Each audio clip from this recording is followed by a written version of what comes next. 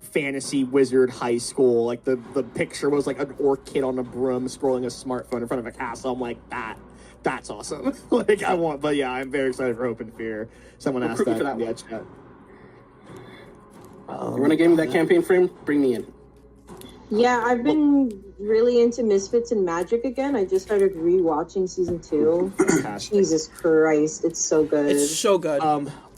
On that note, it's 3:30, so Go. You guys ready? Oh no! Woosah. And 3, 2, 1.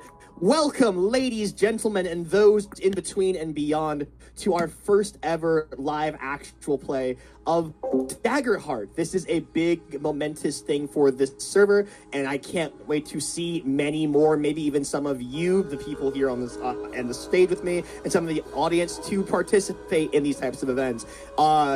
Big shout out to Ari, who's been like such a driving force of this and having these types of events happen. And she wants to see this grow into like more things. So like maybe next thing we're doing this on Twitch, maybe next time we're doing this on YouTube and recording it, having different celebrities and guests on our show, but that type of thing is all great. I want to shout out, of course, Ari also, shout out to, I believe, Demi playing to them for giving us a copy, a digital, and Roll20 for giving us a digital copy of Daggerheart to work with as well. Demi playing has been a big help as well. Everyone's been using to make their characters, roll your duality dice, all that type of stuff. It's great. Shout out to my cast of players who've agreed to do this and are putting themselves on the spot, like showing themselves off to you guys. Very vulnerable moment, but still really cool. I want to thank the audience for being here again, and so much and this server in general for making a beautiful melanated community of tabletop RPG. And that's something we definitely need around here. I felt like, am I right? Yeah, like clap for that. Yeah. Today we will be. Why playing... aren't you clapping? You people are on the cast. Clap. Thank you, Randall. That's the energy nobody brings. Like you guys, like why aren't you people cast clapping? Why aren't you people happy?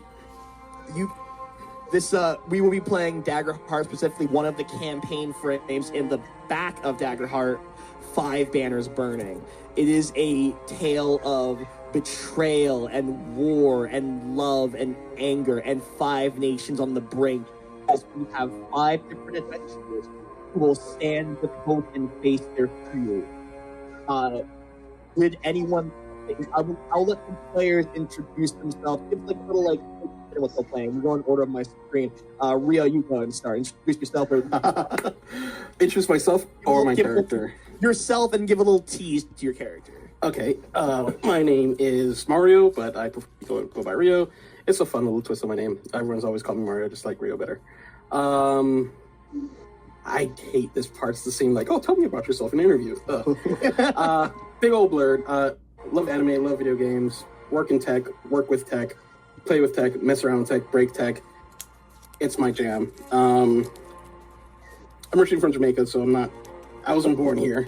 I've lived here since I was like 7, so I'm basically an American. But yeah, got into D&D through Dimension 20 and played a one-shot back when I was living in Texas. That kind of fizzled out. Been craving a hit since, and as soon as I saw the TikTok for this, had to jump in, had to join. Every time there's a game come up, I try to get in. I pick up one shots or anything. So I'm looking forward to hopefully doing a big campaign and maybe being on the screen to do it with you guys. That's me. Nice. And my character is going to be Nobuyoki Blanchard, who is a very interesting sorcerer with a interesting thought on power. Interesting. Next up, Nas. Go introduce yourself and give us a little tease for your character. Hello, my name is Nas. I am a sumo wrestler, actually, in real life. I know that sounds kind of crazy, but my character very much echoes a lot of that grappler experience that I have. Other than that, I am a lifelong storyteller, lifelong artist, graphic designer. I have been writing stories since I was a child, and it took me way too long to realize that tabletop RPGs are like where I want to be, and like D&D and Daggerheart sort of fit how I like to tell stories very much. And I'll say for my character, he's gonna be a very interesting, I guess, introduction to Daggerheart if you've never seen it. I very much leaned into things that I feel would highlight the system, for better or for worse. So I'll leave it off there, but I'm very excited to be here. Sorry, 1 second, I'm also messing. I've seen got some complaints about the music bot's too loud. And 1 second, so I can mute it. Yeah, I think you can turn down the music yourself. Like each person can decide. Yeah, how I think loud so. I think music I think the is. person. Yeah, I think it's linked to like whoever the person is. Like, yeah, I turned it down like all the way. Yeah. In the. Wait, you guys never met a sumo wrestler before? Just now. Yeah. I mean, all the time. What are you talking about? It's Yeah. a common job, man. Yeah, Okay. that was kind of crazy when I first saw your thing. And I was like, oh, these straight up is a sumo wrestler. Oh wow. Yeah. You can just do things, by the way. Yeah. We Next have like up, free will and stuff. Yeah. Next up, Violent. Please introduce yourself and we'll tease your character. Hello, everyone. My name is Sasha. You can also call me Violent. They, them pronouns for me personally. And I got into D&D, started watching this, it was just like British YouTube channel I watched called like Outside Xbox or something that did like D&D. I started out watching them. I listened to a little bit of the Adventure Zone. And then I got into Dimension 20 and what's it called? Worlds Beyond Number, which genuinely one of the greatest stories I've ever heard. And like I basically learned how to play and everything from there. And I just love storytelling down. Like it is my number one passion in life. And yeah, I today am going to be playing Rayleigh Sosaldea, who is a fairy with giant heritage, and she is a Knight Templar in service to a High Priestess, who is also her wife, who she loves very much. Oh. Kill her. Wonderful. Jesus. Shells. On that note, would you please introduce yourself and give us a little tease of your character? Hi, I'm Shells. Sometimes I'm in chat, sometimes I'm in voice chat. Gotta catch me when you can.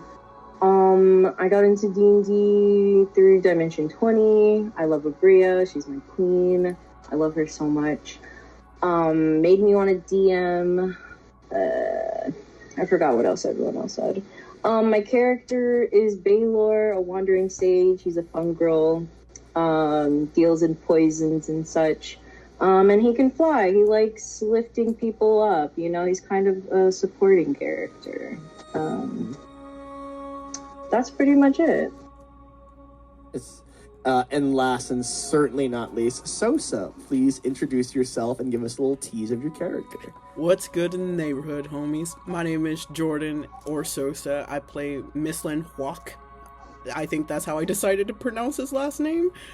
And I think it's your character. Hey, I make the lore, I guess. I'm from the East Coast.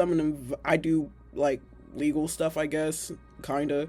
And I really I got into D&D because one of my little nerd friends were talking to me about it after we went on like a 2-hour long yap session about Jason Todd, and they were starting a campaign, and then I decided to do some research and ended up going down the Dimension 20 pipeline, and then I found the love of my life, Abria Eingar, and transferred over to Critical Role and started consuming all the content that she was in, and then got looped and into a crippling dice depression. So if you want to support my habits, insert plug. But yeah, other than that, Mislin Mislin is like he's a little wizard clank. And, he does he does like magic stuff for like the government, so it's up to no good. And he's just just trying to live La Vida Loca in a world that's not so loca. I mean, sorry, La Vida. So can the meme stop? Can the memes? I don't know. I'm born and bred. Stop. I was born on a meme. I will die on the meme. So I feel like the Loca is the part that you should be worried about. Oh yeah. Yeah. Incredible. Well, our players are revealed, and without further ado, we shall journey into the world of 5 banners burning. Death. Death is one of the scarce certainties in this life, and here in this place, a plethora of it is scattered all around. What was once a rolling field of green is now filled with the bodies of soldiers from both sides of a fierce and bloody battle. Their hopes and fears are forever lost to the endless black of eternity. The sky is a sickening orange as the sun retreats, and carrion birds hungrily circle ready to satisfy their macabre hunger on the flesh of the fallen. Only one figure stumbles his way through the aftermath. Racked with exhaustion, he forces his legs to move forward one at a time. He wobbles as if he's a newborn deer, the weight of his now defiled armor almost too much to bear. He is covered in viscera and muck. But the most prominent struggle for this soldier are the 5 swords lodged into his back. Blood streaming down the back of his legs leaves a trail on what is sure to be the final steps he will ever take. He refuses to look down at the bodies, the light of camaraderie in the eyes of allies, or the fire of hatred from enemies would be welcome instead of the cold emptiness that haunts their faces. Finally, he stumbles to his knees and in front of a banner that is long forgotten. Now I'm going to ask, Chels, would you please describe to us what is on this banner? It is a white symbol of just the outcropping, like the outline of a church, over like a mountain valley. And it's got bright sun rays coming off of it. He takes off his helmet, staring at this white banner juxtaposed to the grim land it is set upon. His face is dark and grizzled. It bears the weight of wars fought. Salt and pepper locks fall along his face. And then, against all possibility, he turns and looks at all of you, the players. You who are now somehow in this long-forgotten place of death. And he asks you a simple question. Was it worth it? Did our deaths mean something? He asked you these questions. Nobuyuki stares at this battered soldier and just, while a bit disturbed at the actual carnage, resolves themselves and straightens their back and just says, yes, if it is for the glory of well-being, anything is worth it. Would anyone else like to answer? Rayleigh is on her back foot in this moment and is trembling, whether from exertion or fear or anxiety. She doesn't know, but she looks at him, can't quite meet his eyes, so she just focuses on the tip of his nose and says, yes, it was worth it. It has to be. And she's not quite sure whether she's trying to convince him or herself. Mislin isn't looking. He has his back to them, looking at all of the destruction around them. Unable to kind of find the wording to or the emotion really to like put a name to the emotion that he's feeling, and all it is a single tear running down his false skin, and he doesn't have an answer because a part of him is like, none of your lives were worth this. But he doesn't have the heart to say it.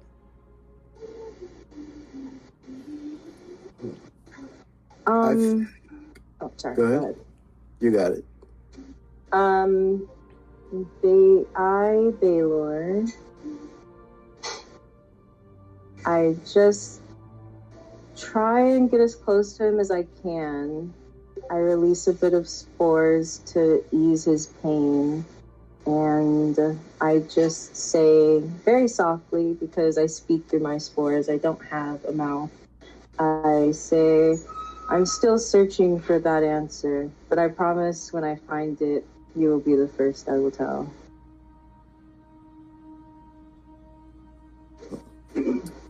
I think Aleph just sort of stares at the man without much of an expression, sort of ponders in his head. Is this a question of someone at death's door looking for comfort? Or is this a question directly pointed at Aleph, begging him to consider himself? And I don't think Aleph gives an answer at all. You all give your respective answers, and then everything goes black. The soldier is no longer there, and you see a young Furbolg girl. So, I'm sorry, a young Furbolg person. They them pronouns, of course, and they, again, it's like they look like a humanoid, but they have like kind of like bovine figures, like kind of like a flat nose, like floppy ears, like a cow or a bull or something. But they clearly are a person, and they're not there. They're in the place of the soldier, and they look at you with like fear as they begin to sink down into the bodies below them, and as you hear them go, help, help, and then once again it goes black, and you guys see where the sky should be. There is one large eye.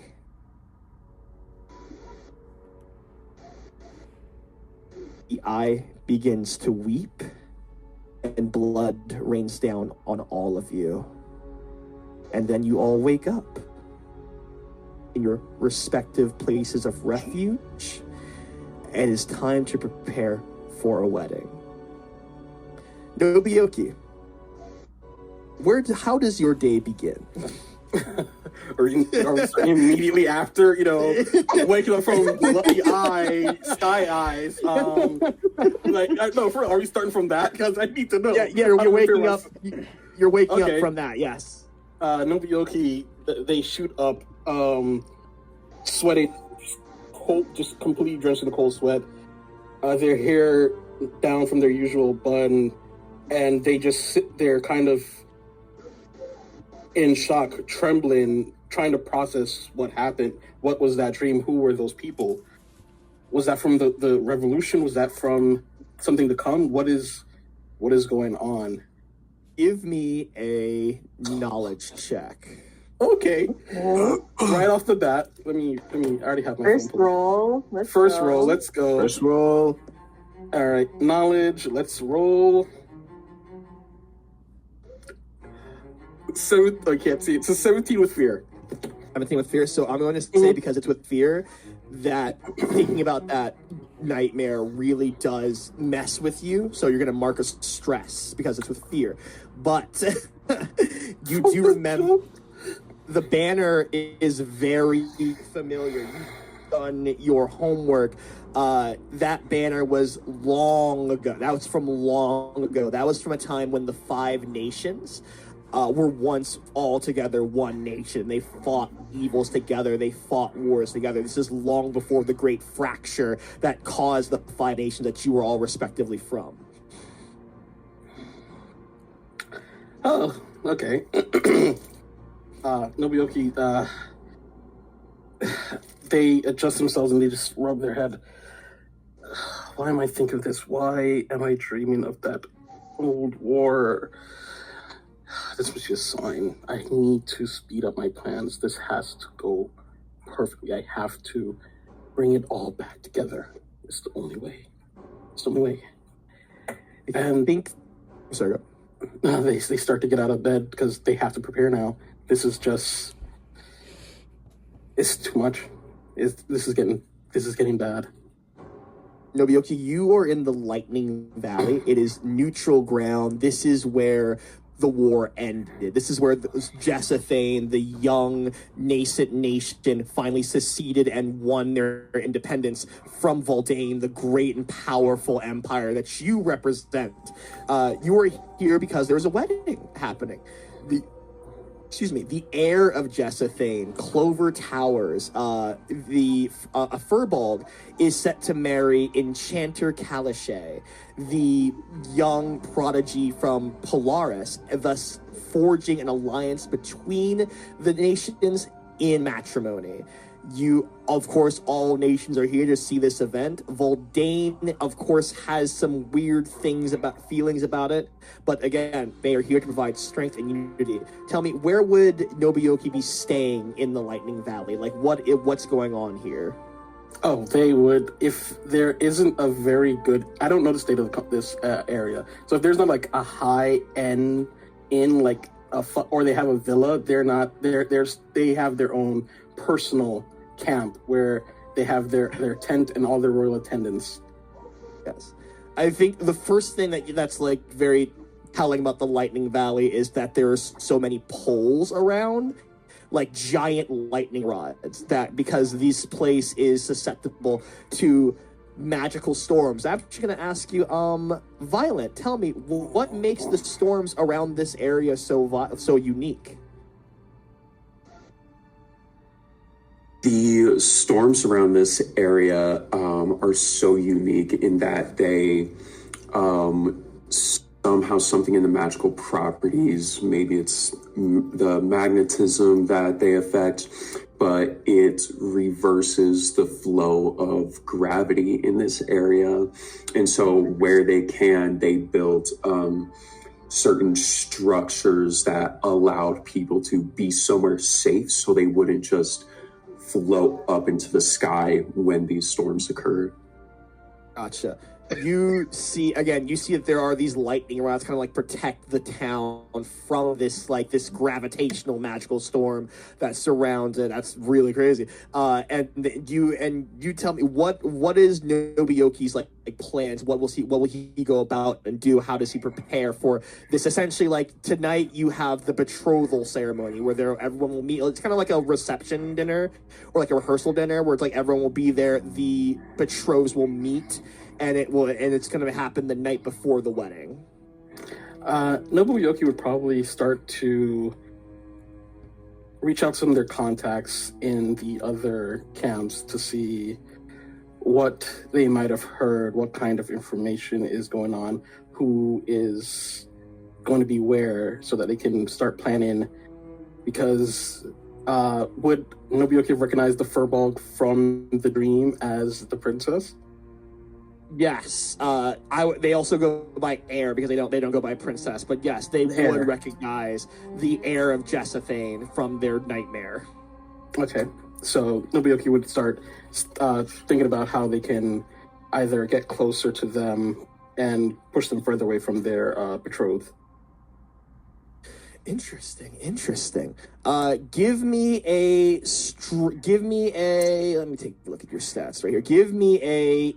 Instinct or presence? Instinct or presence, so I get to choose? Yeah, either one. Yes, either one. I'm gonna go with presence. Roll big. Okay. 15 with hope.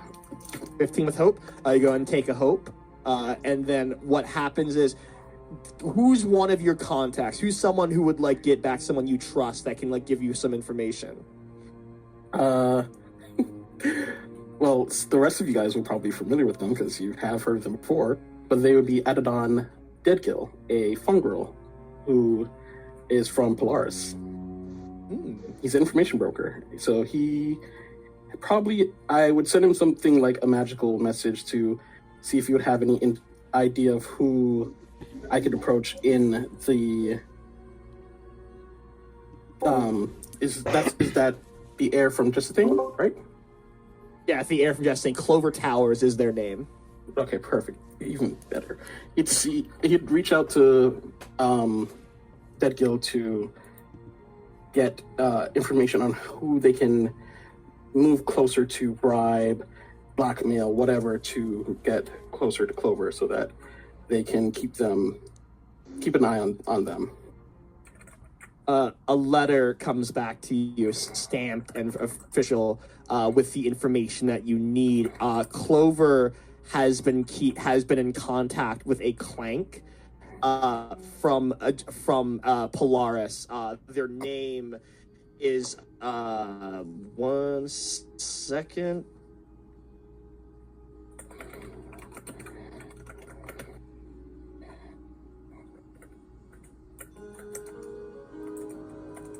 The name is Cerulean Prism. They are an Inquisitor mage from Polaris, and you know that this Clank has been helping keep correspondence between Clover and Enchanter Calichet, and you still the Clank has become somewhat of like a close friend to Clover as well, a confidant. You've in eavesdropping on letters here and there and stuff like that. Being from Polaris, are they also a magic practitioner or wizard, or is the Clank just a regular automaton? They are Quickly now. they are a bless me. They are they have their own lives. Again, Clanks aren't always like servants. Like they have their own lives. They have their own. That is that you say it's a friend that's T-Woke. That's what's in Daggerheart. In Daggerheart, they are labeled as a Clank. Like, don't get on me. That is the actual species name or ancestry name. No, it's not. You're lying. This robot these robot automaton made. They are made. It is Clank. It is Clank. That's what Critical Role wants it to be. It's a Clank. That's what That's what Matt Mercer. That is what Matt Mercer chose as the name. But yes, no, you've gotten some information. Very diligent, very shy. Again, is an okay maid. Is an okay mage. But again, he's more of so like an assistant. No one of like renowned, or no one who would is like gonna make their mark on the world like Enchanter Calichet. Enchanter Calichet is like a prodigy, but easily malleable. Yes. Exactly what I love to hear.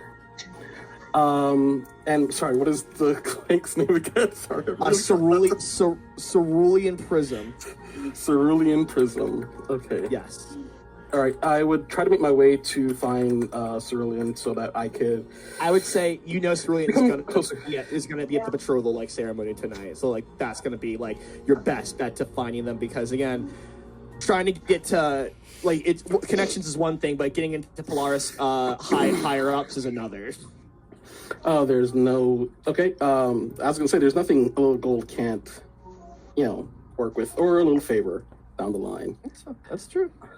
So, I'd make my way to them as soon as possible after gathering intel on like what they enjoy, what they like, what's a good drink, or any kind of magical tome that they're interested in looking into. Give me a. Sorry, I want to say oil so bad. Go and give me a knowledge roll. A knowledge roll. Hey yo. Okay. I want to know if they wanted some oil, Good, fuck. 14 with fear. 14 with fear. I'm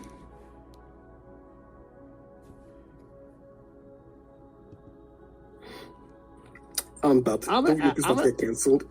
I'm gonna ask, Sosa, you tell me, what is a delicacy to Polaris? What are something that like Polarans would like really like? Specifically a Clank Polaris. You tell me. A Clank Polaris, because we are people too. I would say a delicacy would probably be like of course they would have, depending on the type of Clank you are, but it's like this lotus cake that they probably use. Polaris is advanced enough, I feel like, that they can do like a Clank alternative to it, but there's this lotus cake with like a pressed lotus flower in the center of it, and it's like cream filled, like an egg cream filled lotus. Please. And I feel like that's a really good delicacy, and I guess the Clank alternative would, I don't know. It would just be like that. I would say with the fear, you are aware of it. I would say trying to locate that is and get that delicacy here is very difficult in the Lightning Valley. Guess we'll just have to do this the old-fashioned way with gold. I will say, give me another contact of yours that would have been in the Lightning Valley.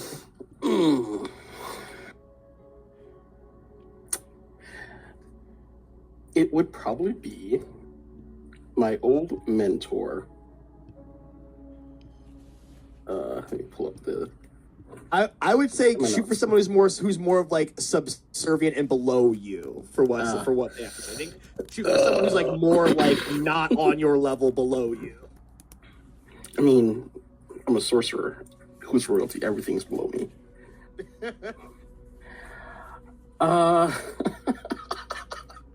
What? Just.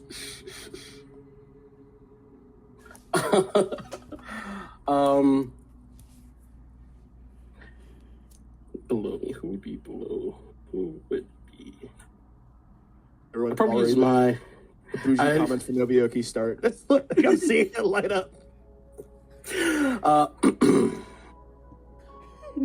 I think it would be my cousin's manservant, Alphonse. What ancestor is Alphonse? Alphonse is a Alphonse is a ribbit. A ribbit. You see? Whoa, Violet! Why'd you jump up like that? What are you trying to say? What are you trying to say? I was gonna sit there. I have no idea what you're talking about. You're looking a little too froggy there. You come.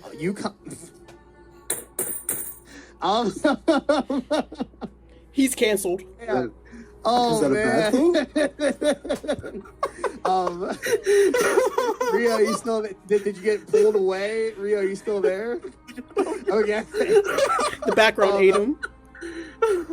As you say that, you hear like footsteps outside your tent as you've like made like this very like fancy camp, and you just hear, sir. It's your majesty or your grace. I forget my betters, sir. Yes, your grace. And you see this very like waiting for you outside. There's like a very like old and kind of like hunched over ribbit, like a frog man. And he's like, I information, sir. I come bearing information. Well, spit it out. What is it? You have your contacts. They have been used. Someone has used your contacts to smuggle stuff into the town, and now we have lost a lot of ground. People are disappearing who work for you, my grace. Someone used my network to bring something into this town and took my people. They're not taken to. They're dead. They killed my people. Yes, it's just smugglers, but still, like, I'm sorry, sir. I just messaging what happened. Everyone a part of my network matters because I picked them for a reason. So, once I pick them, they are mine. They're mine to use how I see fit. They're mine to protect. That is what it means to be noble. That is what it means to lead. You are responsible for everyone under your charge. Forgive me, your grace. What do we know about them? Let me see what Alphonse knows. Alphonse knows I can tell you who ordered the smuggling. Well, someone from Hightower. Hades Luvelda. These goddamn Theocrats. Where are they? Unsure, but they will be at the betrothal ceremony tonight.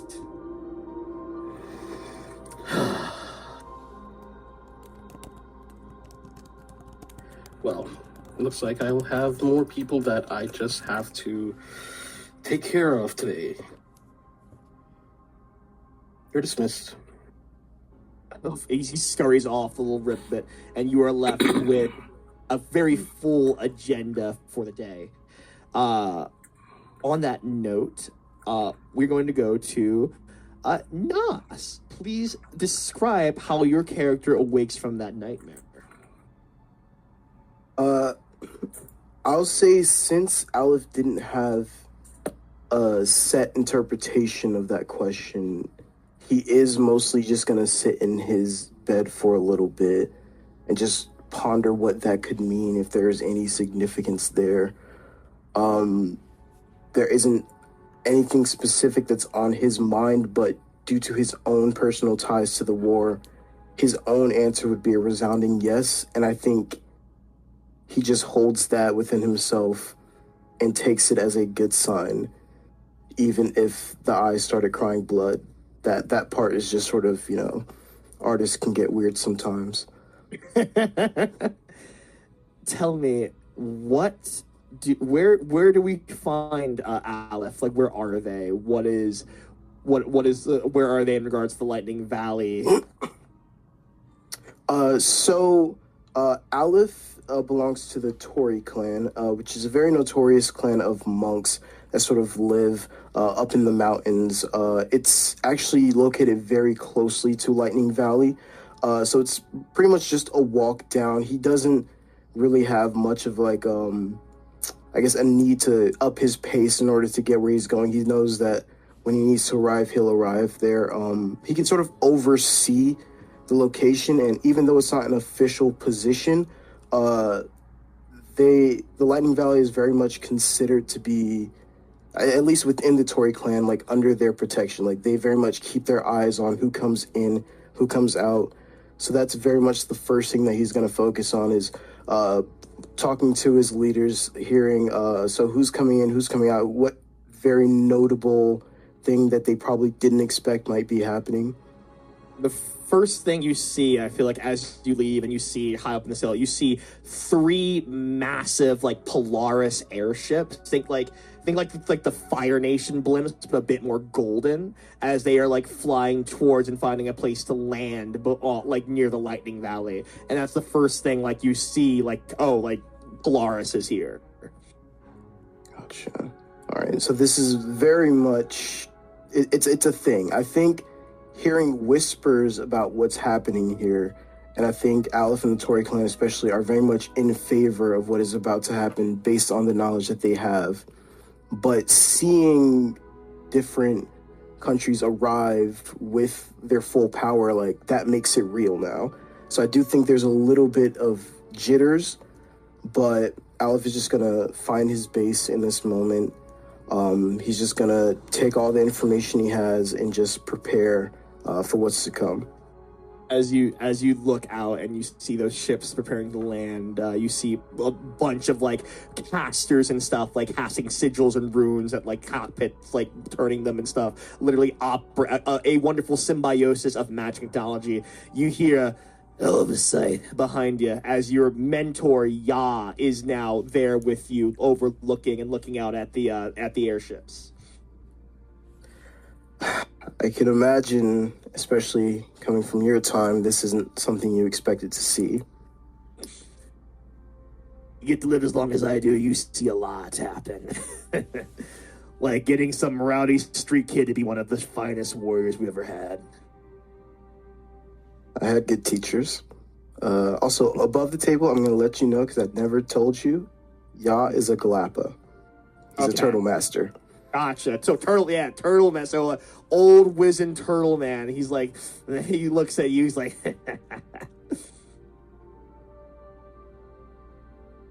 there's that patented laugh. I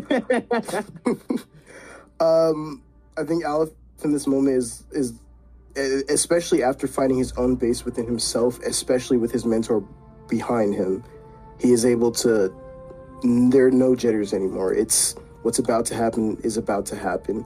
I would like to ask, are you going to be attending as well, or is this still just gonna be okay? No, just you.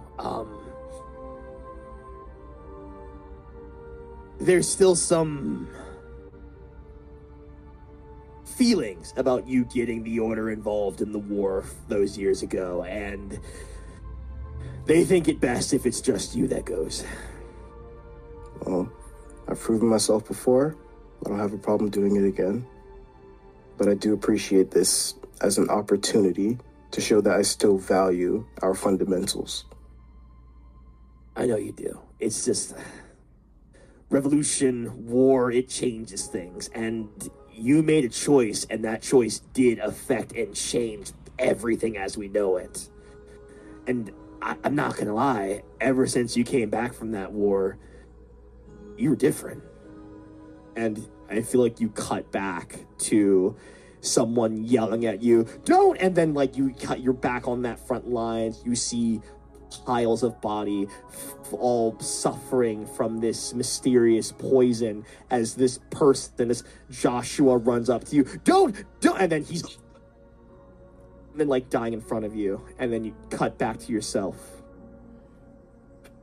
Well, a lot happened there, but I am thankful that I was reintroduced to what I consider to be the best of humanity, the best of mortality. And I think that I will carry that with me, and whatever changes may have shown themselves, I feel that they will make themselves into upgrades for me, and I feel like I will become a better person overall.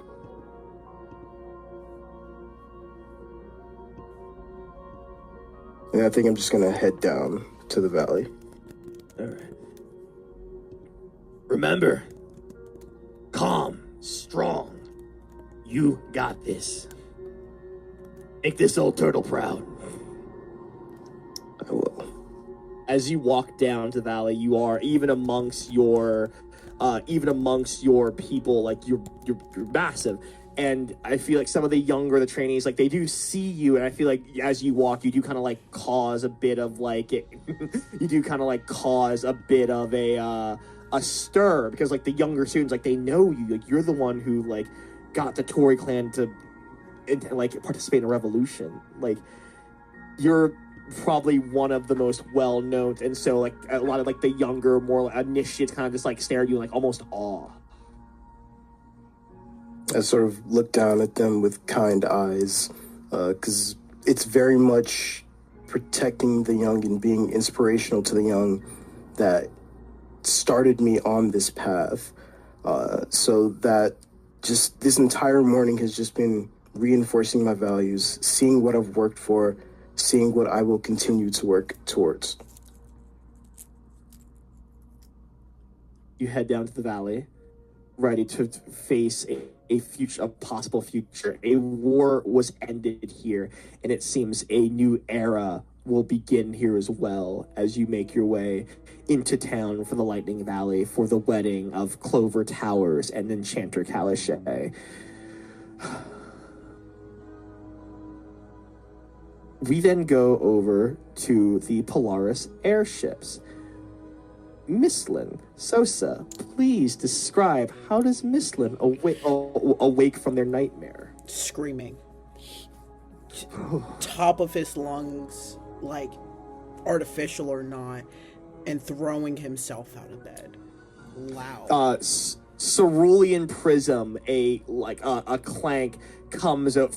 Jesus already comes rolling over and says, "Are you okay? What's going on?" It's fine. And he, like, hands trembling, sitting up now. He didn't mean to fall asleep anyways. There was things he needed to get done. And you just see him, like, working himself out of like that. He has a brief moment where he's like, I'm about to go into a full-blown panic attack, and now he's just trying to, heart racing, ticker racing, better to be described. His mooncakes thrown across the room, their gem, that's shout out to the person in the comments, like a gem, like lotus cake, really like a red rubied lotus cake with a pressed lotus flower, like just chipped as it's thrown across the floor when he jumps out of bed. It's fine. Usually his chambers are like padded or arcane enchantments to keep the screens within, but he's traveling and this wasn't supposed to happen here. Give me a presence roll. Hell yes, I guess.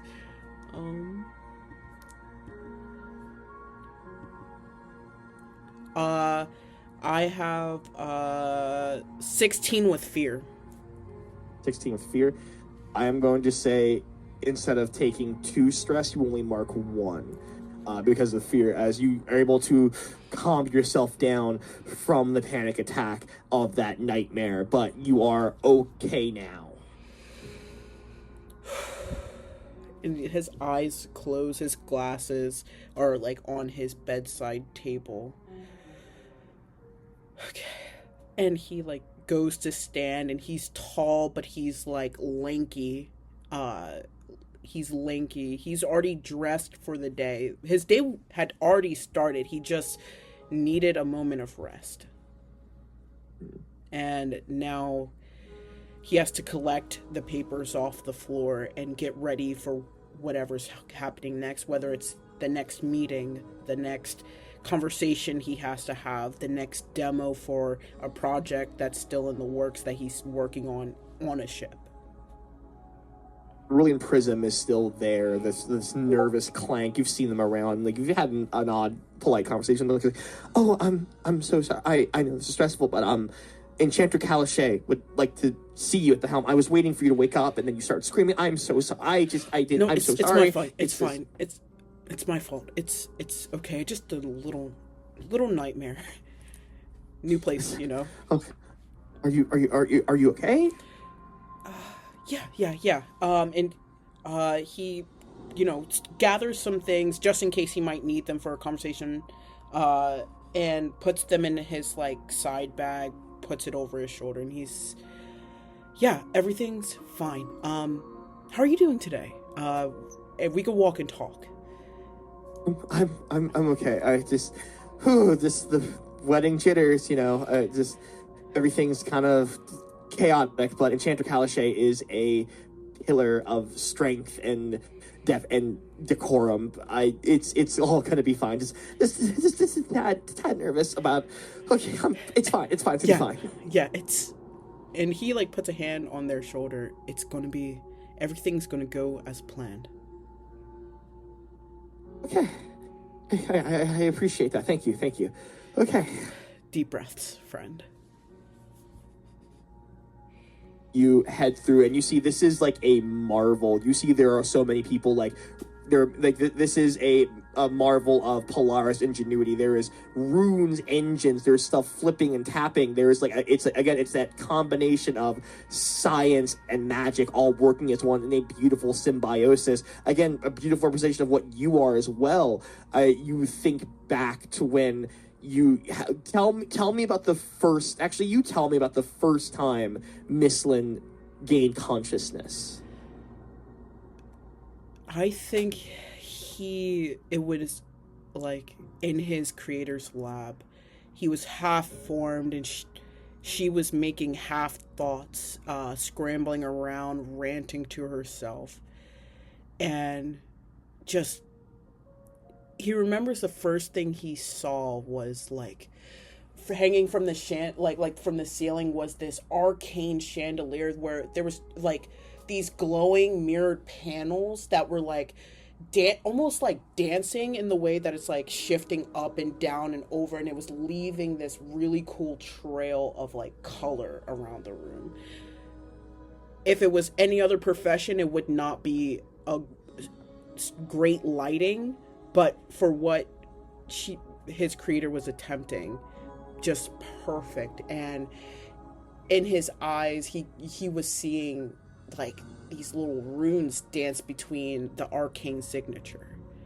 And that, I think, before seeing who was creating him in the process of creating him, that was the first thing he ever saw. Your creator's like, if I recalibrate the thing now, but if it works, and then like finally you feel like like something like, it's like tools like clang against the desk, and then like slowly they come into your vision, and they just go and they like wave like, hello?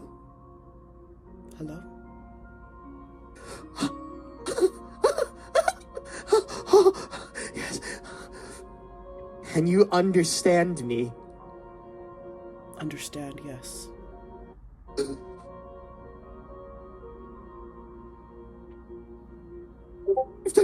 I've done it. And they begin to like start like throwing furiously and like fervently through their notes and stuff and flipping things all about. And they go like, okay. And they put a rune in front of you. It's like, I'm going to ask that you're going to give me a what's your spell casting trait?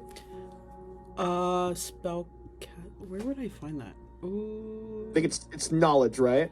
Yes, it is. It's a +3. Yes. So give me a straight knowledge roll. I got a 23 with hope. 23 with hope. Make sure you take that hope. You look at it, the rune that your creator puts in front of you, and without even like this is when you realize you don't even have arms yet. You're not fully constructed yet, but you look at the rune and you just like connect with it instantly, and then like you feel a tether to it, and then the rune immediately lights up, and then energy kind of like pulsates around, kind of like, think like have you ever seen like Arcane, like how like the runes are when they get that activated, it kind of like pulsates out from you as the rune kind of like floats off of your creator's hand, and it goes I've done it, they yell out as like they just like celebrate as you, but all you feel while your creator feels pride, you just feel the connection. You feel that there is Kokiko Emgo Sum, I think, therefore I am. And everything just hits at once, and you realize everything is so beautiful. And then we cut to now, you are walking up to the helm. You see Enchanter Calichet, this well-decorated prodigy. She's an orc woman, undercut, hair like cut short. She is in like very like utilitarian, but also like kind of like decorated outfit, as she like waits at the helm, as there's a bunch of different like casters and mages operating flips and levers. You see there is two very like well-armed like war casters who are an invention of your creator, something you have taken issue with, but people who specifically use magic to wage war and are act as security for high-ranking enchanters of Polaris. He knows exactly how much space he's supposed to take up at any given moment. And so when he comes in, he dodges and weaves through crowds leading up, and upon seeing the captain, he'll, I'm sorry for making you wait. Oh, please, it's no worries. The Enchanter Calichet, and she gives you a very warm smile, and she goes, it's nice to see you, Miss Lynn. I've heard so much about you, and I just wanted to get this time to talk. And she waves off the warcasters, who then step off and go to like different parts of the airship. I've been looking forward to this moment for quite a while. What do you want for Polaris's future? So many things crosses his head immediately.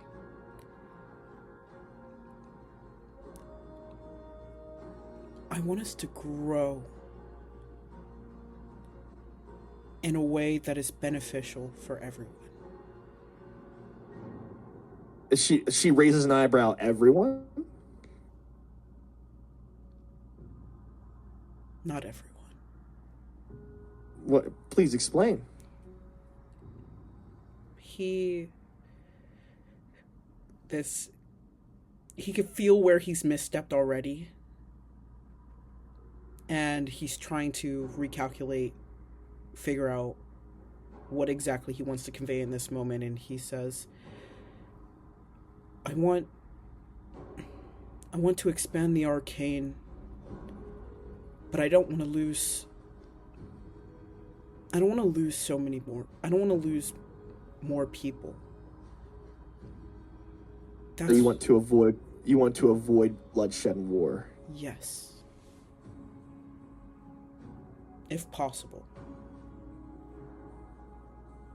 Enchanter Calche looks out, and she looks out at the Lightning Valley, and she goes, it's very fitting then we come to a place where the last war was stopped. Yes. I want something similar. I want Polaris to be a shining symbol of progress, of ingenuity. I want it to be a place where people can come and share their ideas, and I want to make this world a better place, and I don't want to build it on blood. And I feel that you would be a prime advocate and a wonderful advisor to help me in that situation.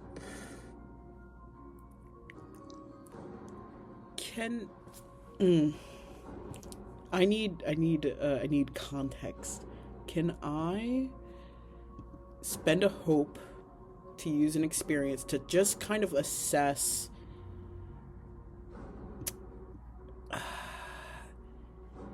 this like interaction into this political power movement that's happening right now? I have an experience called This Is Not a Negotiation from the Arcane Defense Ambassador. I'll allow it. So you can spend that hope, and then you're going to add a +3 to your roll. Yes. +3, so that's a +3. Do I do like instinct, knowledge? I'm going to say that's going to be an instinct. Oh god, I have the +0 to that. Oh, okay.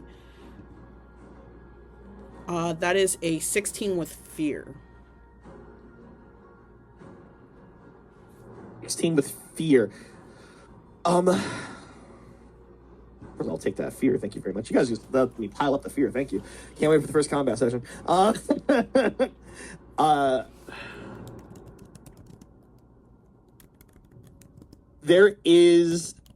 This is a Enchanter Calche is on the cusp of becoming like they have been making moves politically in Polaris. They are a rising star. They are a prodigy, and a lot of the old guard isn't ready to give up their seats, but Enchanter Calche seems to be pushing forward. Enchanter Calche wants to change things for the better. They want to do and make things better, but they're also looking to swap out the older generation for ones who they think will be like beneficial to this world. This is essentially a job interview in a way for you.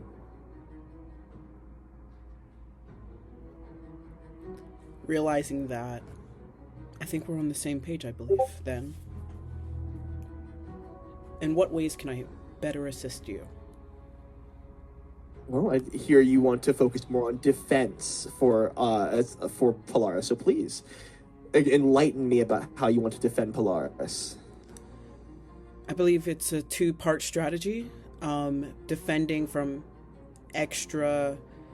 other nations, of course, that is the standard, but also defending, I think, partially defending ourselves from ourselves. I'm talking about... What does that... Regulation. What does that mean? Regulation. You know regulation's a very scary word to use in Polaris. People do not like the term regulation. Regulation is very much a taboo word. Enchanter Calche is very amazed, like, ooh, that's regulation, really? While I do not believe in the limitations, inherently, I don't believe in the limitations of what we do with the arcane. I believe the manner of which we do it needs to be recorded, public, and recognized so that it feels like we are racing against ourselves at all times. And someday, somebody's going to do something stupid.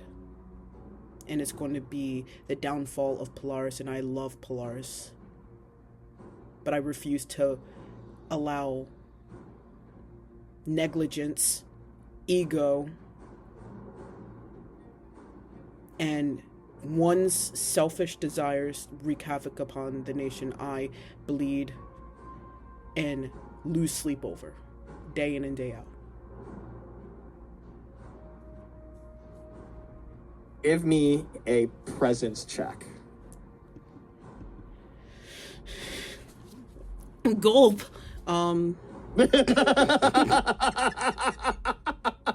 Big swing. You took a big swing. Give me a presence check. Okay. I got a 16 with hope. My heart is racing. Oh my god.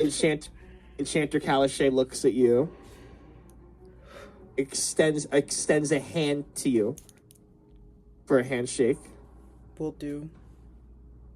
and then takes you and shakes and goes, "I look forward to building a better future with you." For a better Polaris. For a better Polaris. We kind of cut to like the ships as they begin to land, and then people start to exit. The Polaris nobility begins to enter the Lightning Valley, just in time too, as you see that there is a storm, a gravitational storm, getting ready to like surround the area. So it's about to make air travel very much like, again, once people are in here, they're in here until the storm's up. You see that mages begin to like cast like runes to keep the ships on the ground to like avoid the gravity and everything. You head in, and now we're going to cut over to Chels.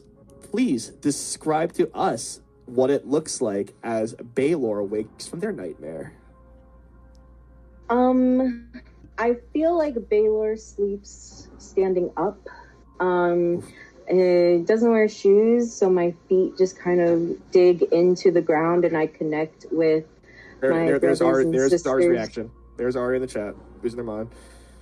Oh my god, I'm a fungirl. Wait, here, look. I'm a fungus. And my feet are connected into the ground with my brothers and sisters, the other, mycelium network. And I don't think Baylor dreams necessarily, but they do go into like a deep trance like an elf would. And so it's very strange for them to have had this dream. So I don't think they wake up screaming. I think they wake up confused and like really guilty that they didn't have the answer that person needed. Baylor is extremely religious, so I think when they wake up, they go down on their knees and they start to pray to their god,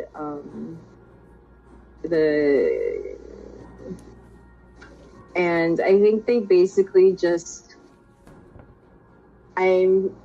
apologize for not being able to help another person. And I think they take a couple moments just praying for forgiveness again.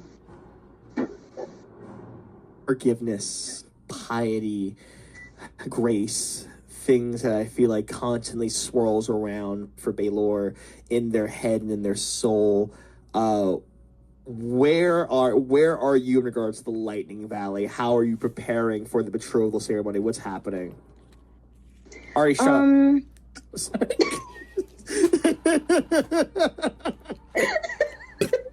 She's so worried about the feet.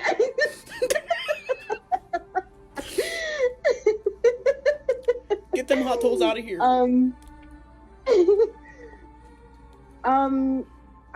I walk everywhere. I kind of wander. I want to be able to reach as many people as I can while I'm wandering.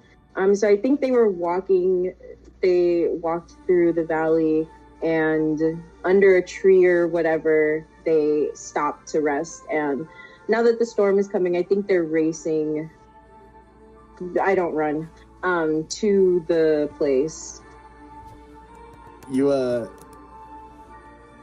I feel like the part that sticks with you was the look of fear on that Furbolg person. The Right. Actually, let's see if Miss Lin knows. Miss Lin, go and give me a knowledge check.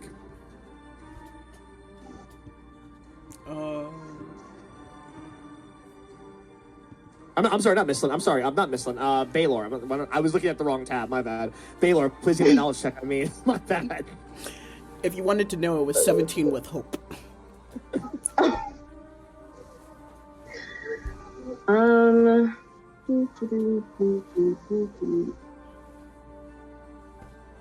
That's a 7 with fear. Thank you. 7 with fear. Mark of stress. Real quick. Yeah. How much are you at right now? Fear. I need to know. Oh, I am at. Remember, I cap at 12, but I'm at 1, 2, 3, 4, 5, 6, 7, 8. I have 9 fear right now. Again, I cap at 12. I can never have more than 12 fear. Remember that. But yeah, Yay. I'm letting that build up. Also, music ended.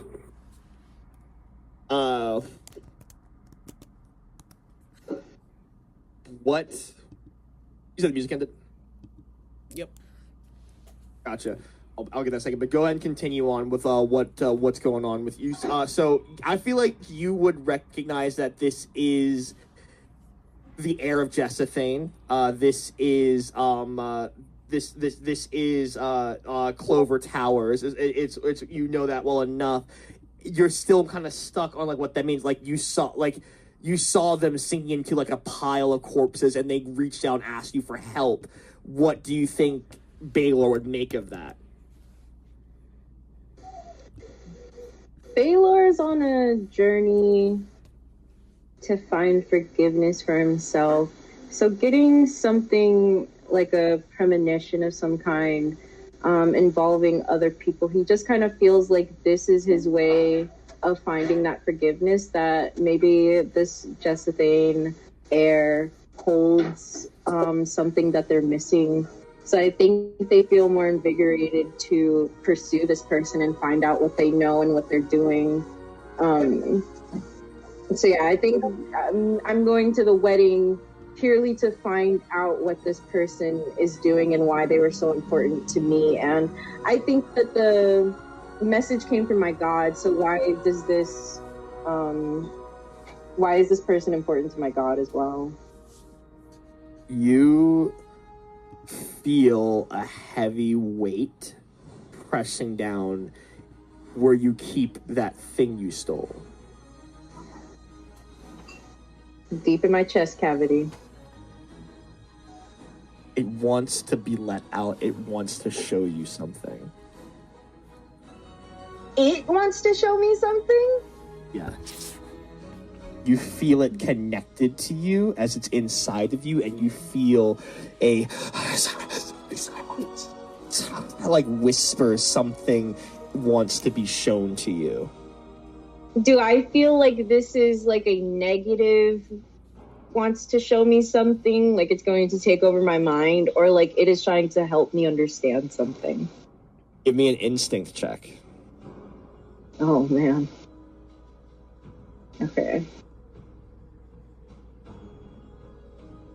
Okay, that's an 11 with hope. 11 with hope, take your hope. It's not going to hurt you if you look at what it's trying to show you. Okay. Yeah, I think Baylor is able to, like, you know, like fish, turn your brain, half of it on and off. I think half of their brain goes off and they fall into themselves and find where this item is, and they connect with it and let it show what it's going to show. You are somewhere deep and potent. You feel you're in the presence of something powerful. On one side, you see a scale, very familiar to you, very powerful to you. On the other side, you see an eye that is weeping, streaks of blood coming from the corner of it on two different sides. And next to you, in front of you, is the heir of Jessathane, Clover Towers, but also beside you, you see the ones who are in the nightmare with you. You see Nobuyoki and Mislin, and you see Aleph, but you also see the one who hunts you. You see Riley beside you as well. They stand beside you between these great powers, and this young heir is also trapped in the middle, but you are all connected in some way, shape, or form. Would you please give me another instinct check, please?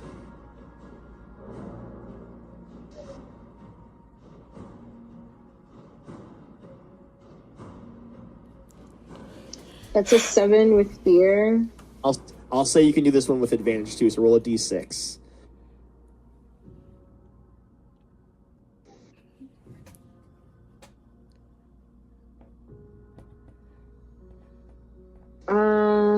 Quick math. 12 with fear. 12 with fear. I will take that fear.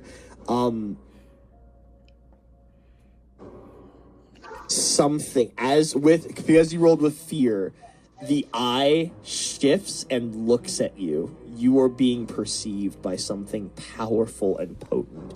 You know that feeling when you're in the woods alone and you feel a predator's eyes on you?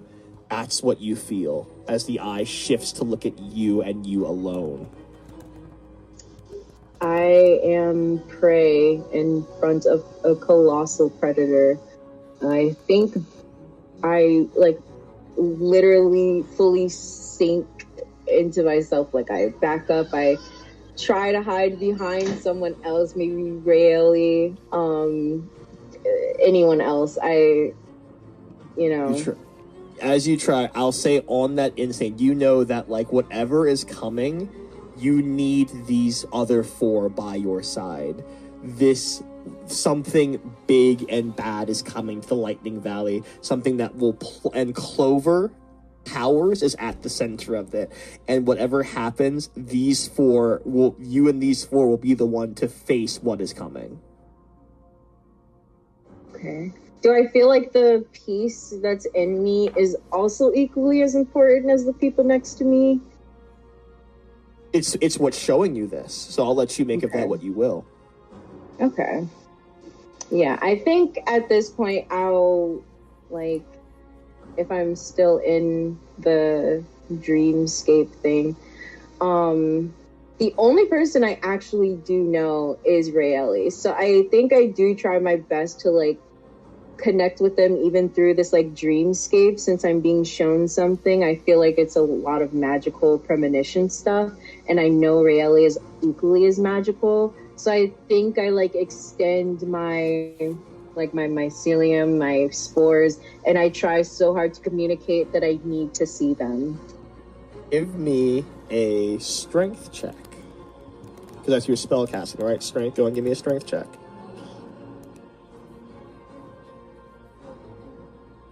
Okay, 12 with hope.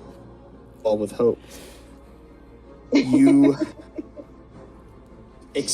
you look at Rayleigh, their form, what this representation of them in your vision, and it forces forward. You try and you connect. The other three you don't know, but Rayleigh you do, and it journeys forward. And I need you to tell me. I will give you 5 words to send to Rayleigh.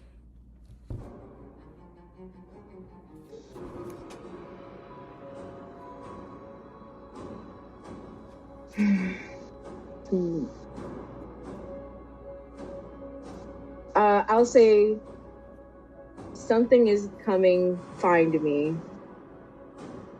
Yeah, one more word. Please. Please. Oh wait. Oh no. Is something one word or 2 words? It's one word. It's one. Something's word? coming. Okay. Yeah. Something's is coming. Find me. Okay, that is 5. My bad. Okay. I can't count. I'm bad at math. Cool. Ari's put now. Ari's in the chat put now, say now. Those words travel not the fungal network, but since both you and Rayleigh are seraphs, so travels Rayleigh. please describe how you wake up from that nightmare and where we find you? Rayleigh wakes up with a start and immediately starts scrambling back in that way where it's just pure terror. She's kicking against the bed with her feet and scooting back into the corner. And you see she's holding out her hand as if holding a dagger, but there is nothing in her hand. The little girl in the dream. One thing for you, for your list, you are in this bed alone. Your wife is not here. Rayleigh, the child that she saw in the dream reminded her a little bit too much of herself when she was young and scared on her father's ship as part of his crew. She is backed up against the corner. Her left hand is searching the other side of the bed, searching for warmth, but finding none. And before her eyes flashes the dream, the deck of her father's ship, and then her room, and she and calms down as she reassures herself that she is not that scared little girl anymore, and no one will ever make her that scared little girl again.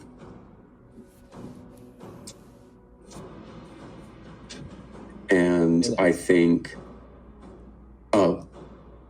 she, in that moment, a thought flashes across her mind. It's something that is always in the back of her mind, but not at the forefront right when she's waking up, and she thinks of the name of her old friend, Baylor, and feels a familiar warmth when they're together. And if I can ask Chels, what would Baylor's scent be like? What's a smell that would remind someone of Baylor? It smells like mold dirt, like freshly turned dirt. Guys, don't laugh. He's a mongrel, bitch. He's a mushroom man. What do you expect a mushroom to smell like? Sunshine and posies. Just a powerful smell of mold, soil, and petrichor. That smell of rain just hits Rayleigh, and she knows that it's not just something that is, she's imagining. This is Baylor.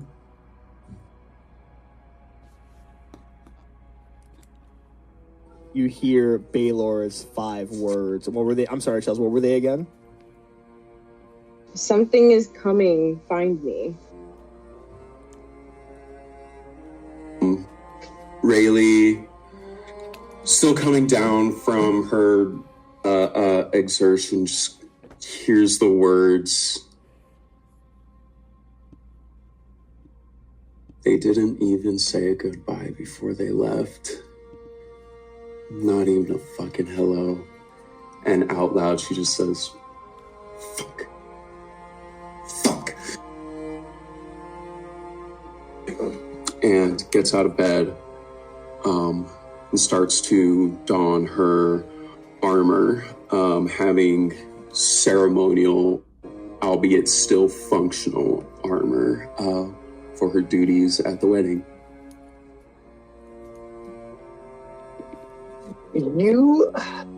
One second.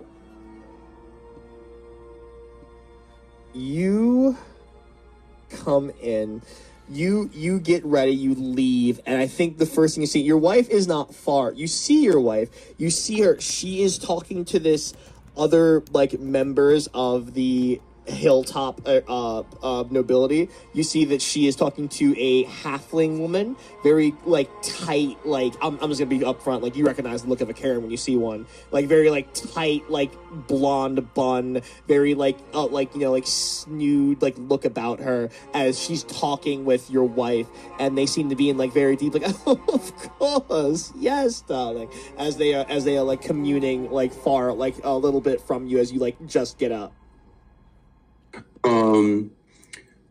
Has Rayleigh like left the room now, like all dressed and everything? Okay. Rayleigh has left the room. Like this is like the socializing of the hilltop aristocracy has begun. Cool. Rayleigh is going to take a position not so close that she is intent on joining the conversation, but close enough to where her presence is known, kind of like a security guard in the back, hands clasped to her front. And she doesn't, she is a trained knight and stands as such, but she just has a look in her eye as she looks at her wife, and you could just see in her eye that she is looking at the most beautiful thing she has ever seen. Nice. Also, quick shout out to Nas for that character art, and of course Chels for the character art for Baylor, as they're so freaking sick. They're in the chat for if you want to look at them. But continue on. Give me a presence check, Rayleigh. All right. That is a 17 with hope. 17 with hope. Take a hope, and you see your wife Cadence. She looks over and goes, "My love, of course, Costrin. Have you met my love, the Knights Templar? Rayleigh, of course." My angel, I call them. And you see Costrin comes up, this very, like, you know, stiff, like, halfling. Even though she's a halfling, there is, like, a presence to her. She has aura. Like, she clearly, this is clearly someone who has, like, sway in the church. She walks up and she goes, "It is a pleasure to meet you." And she offers a hand to you. Rayleigh takes it. How does she offer it? Does she offer it like the over the hand? That. Like that, yeah. Rayleigh takes and goes, "A pleasure to meet you, Costrin," and lightly kisses it. We were Cadence was we were just discussing about our unfortunateness of having to spend time amongst the unenlightened. And then Costrin goes, "You mean those licentious sinners from Armada? You mean the heretics of Polaris?" Honestly, I cannot believe the church has stooped so low to participate in such aceless. But perhaps this is an opportunity to show these people the light, to show that their ways can be fixed, can be shown, that, and not stray too far from what the divine had in store for us. And Cadence, of course, like nods, of course, right, and looks at you to like nod with her. Rayleigh takes the cue. Yes. Despite who we may have to consort with, I believe most important is the peace that will hopefully come from this and rest over our nations quite soon. Ostrin looks at you, narrows your eyes, goes, "Peace is one thing, but to live in constant sin, two entire nations flouting absolute disrespect to our deities, should that be allowed?" Rayleigh bites her tongue. I'm seeing like the reaction of this character in the chat. It's so These aristocrats know nothing about justness or purity, although having sailed with her father, having been one of these pirates that they speak so ill about, she has no place to speak. So she just smiles, nods, and says, "Right you are, Costrin." I think, and that enchanter Calichet seeking once again, science and technology should be limited by what the gods allow us to do. Rayleigh's gonna go, "Right, my love, Cadence. I was going to go speak with some of my people, my fellow knights, make sure everything is in order for the coming wedding. And I also had some other business to attend to. Will you need me further here?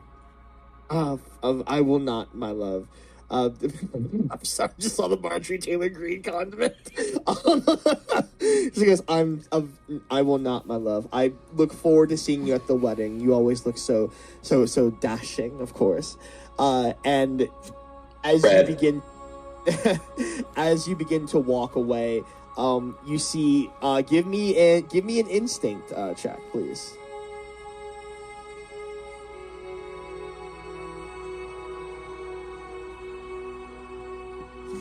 19 with hope. Take that hope. Y'all are the problem rolling with fear. Yeah, pretty much.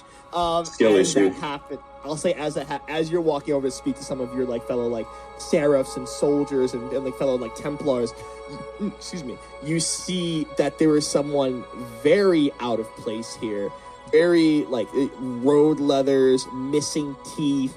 He's looking around, looks very disheveled. It looks very disheveled. Looks very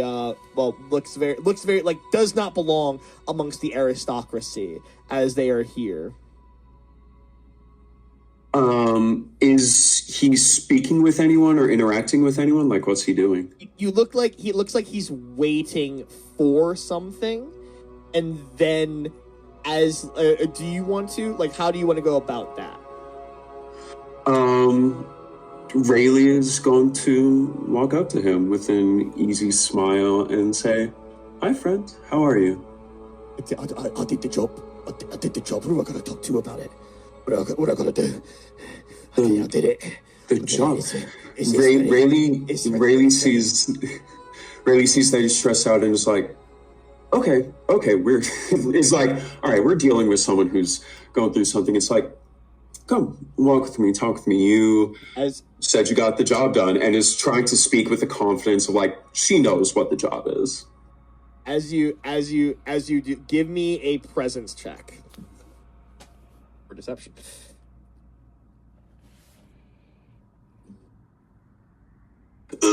Wait, no. Skill issue. I'm gonna spend 3 hope to remake that roll because I made it with I rolled an 8 with fear.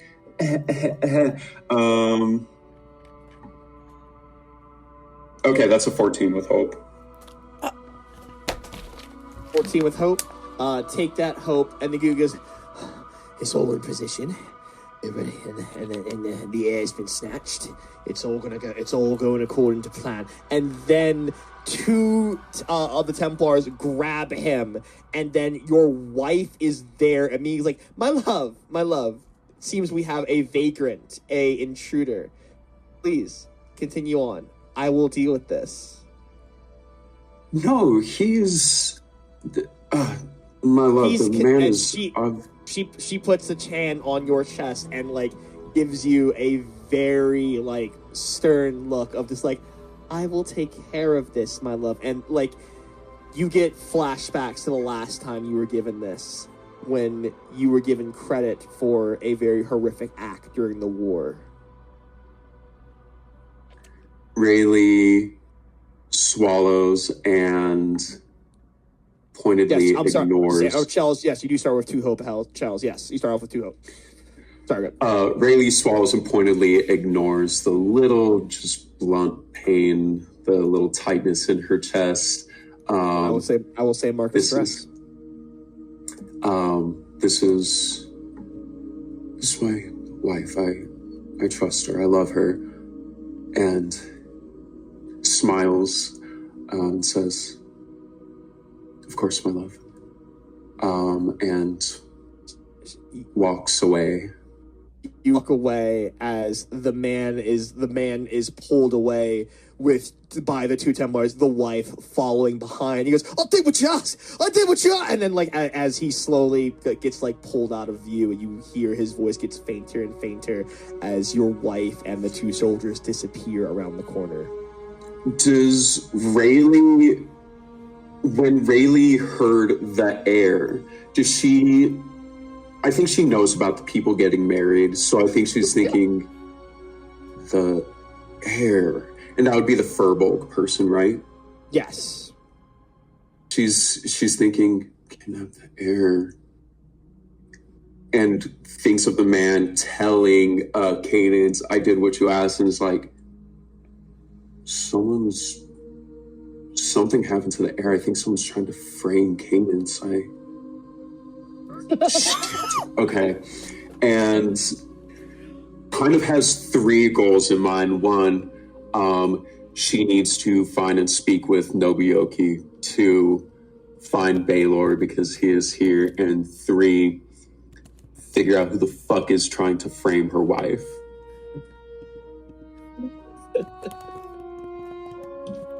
That is your plan. You set out with these goals, these agendas, and now you move forward. We then move on to the wedding, the betrothal ceremony. I would ask, we're going to start off, Miss Lynn, please describe the attire and what you look like for this event. Yes. Okay.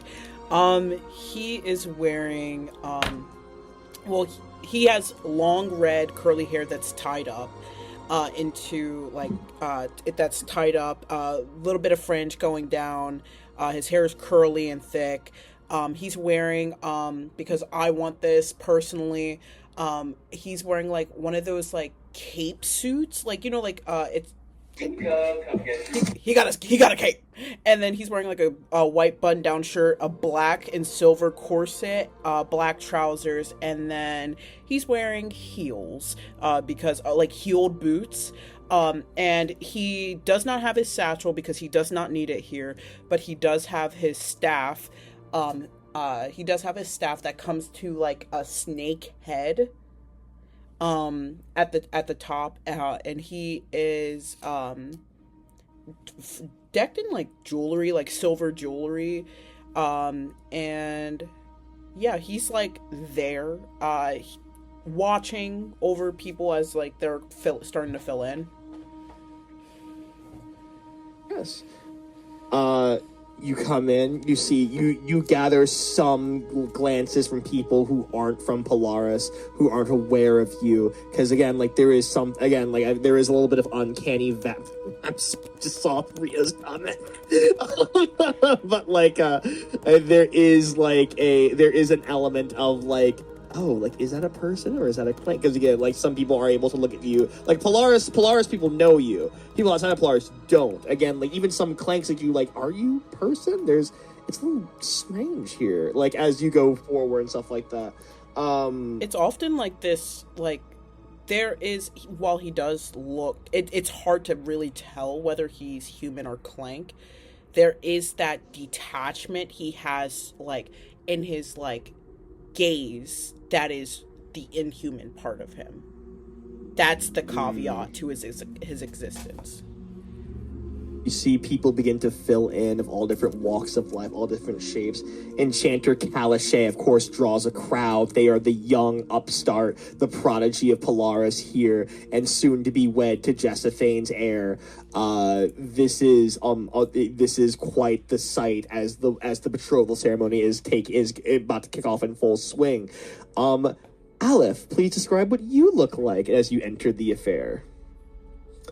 I think Aleph is very much wearing his Tory Clan attire.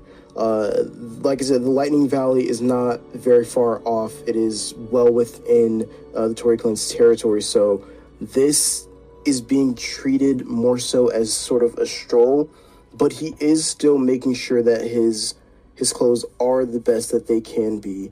You know, he understands that anyone who might see him won't really bat an eye at him not being dressed to the nines, though he does sport a little white bow tie on top of his... That's so cute. He made some sort of effort, right? But he's very much like, if you see him, you'll go, oh, okay, that's just that guy. Pay him no mind.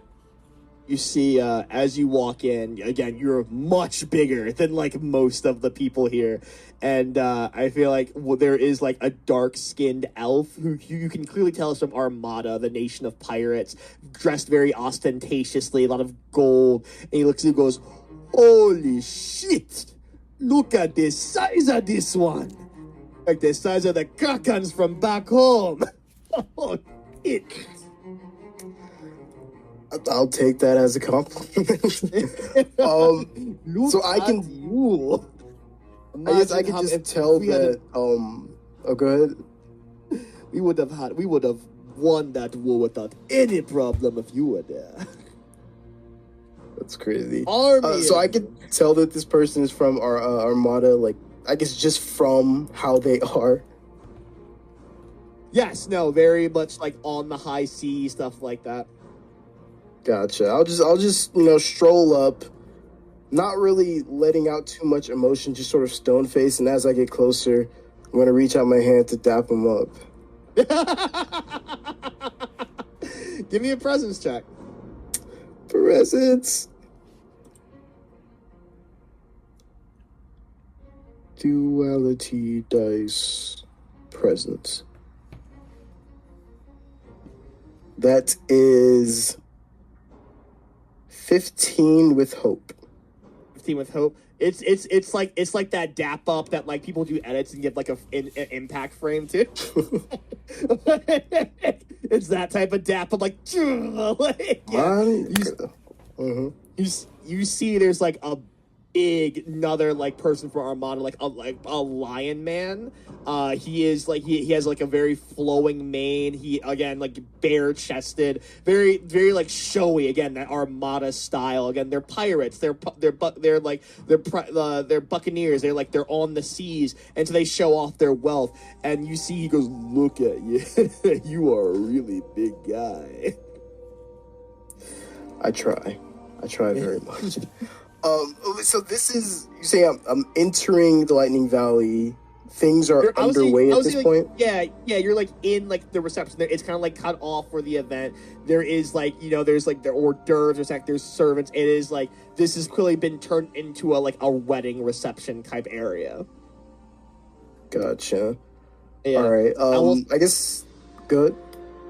No, you're good. Anything else you would like to say as like some of these like Armadans like kind of like take interest in you? Because again, they like the more like out of place, the bigger. He's like the lion man, the Qatari lion man looks at you and goes, "You ever thought about joining a crew?"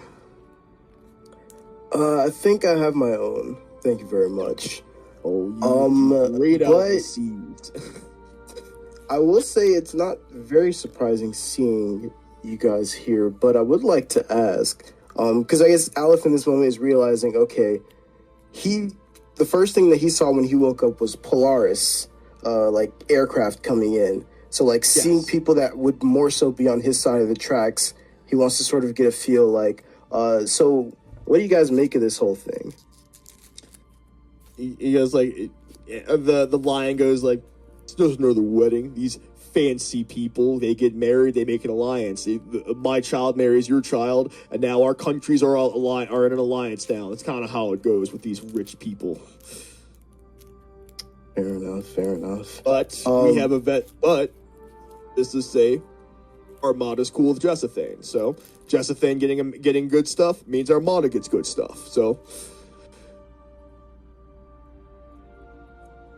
as the Qatari talks, you see that little halfling, that like blonde halfling from like earlier from like from Riley's scene is there, and she's just like shooting like the dirtiest look to the Armadans.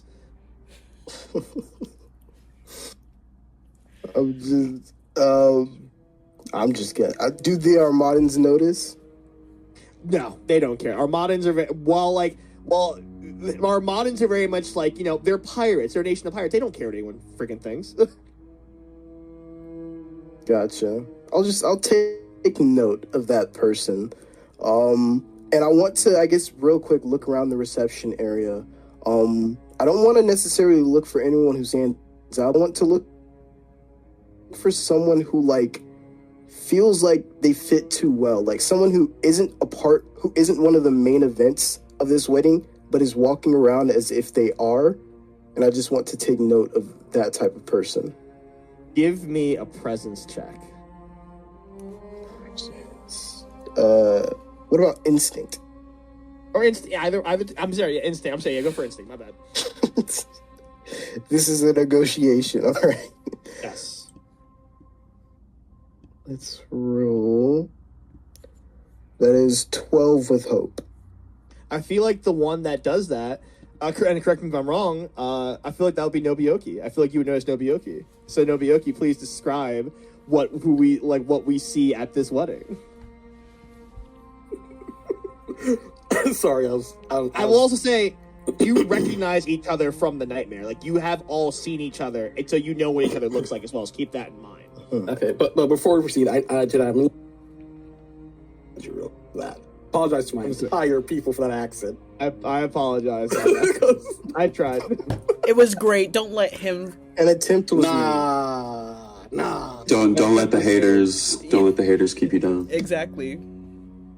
My thought was like the Assassin's Creed 4 Black Flag, the one dude who goes like, "Look at the size of him." I'm like,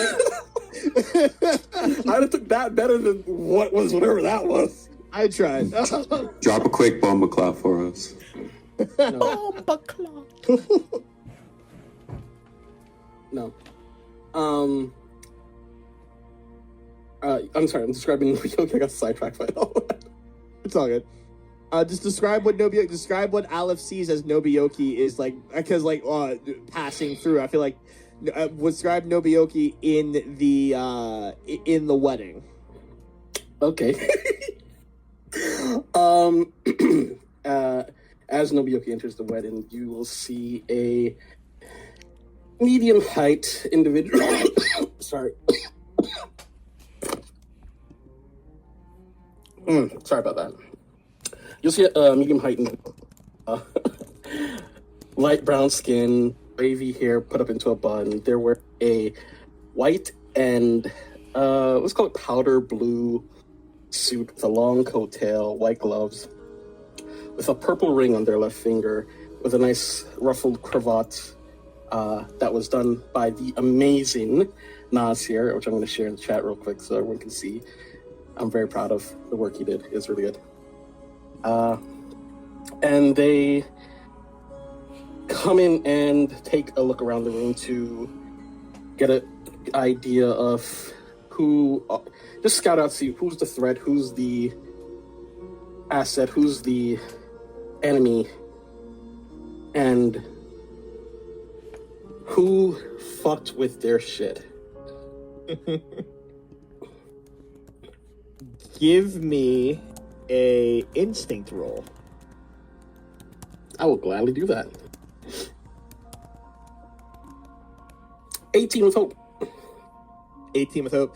There are multiple options for who could have fucked with your shit at this party, but I think the ones that are most prominent that you see, there is, I think the two that stick out to you the most, there is, of course, Riley's wife, Cadence Ludvella, who is, again, like, you've worked with before, and you know, like, she is aware of your connections, she's aware of using your name, and she is very straightforward. But then I feel like there's also someone you don't know very well, someone you've only heard in passing, someone you've only heard the name whispered before. You're not the only representative of Voldane here. In, like, a very, like, fancy, a very, like, weird, almost like creepy look, there is a kind of like there's a well-appointed ornate suit, but this person is wearing a mask. It looks like something from Polaris, but they're from Voldane. This mask, think like a Renaissance mask, but like mechanical. There's like their eyebrow twitches, the mouth moves, but it clicks and weirds with little gears and stuff like that.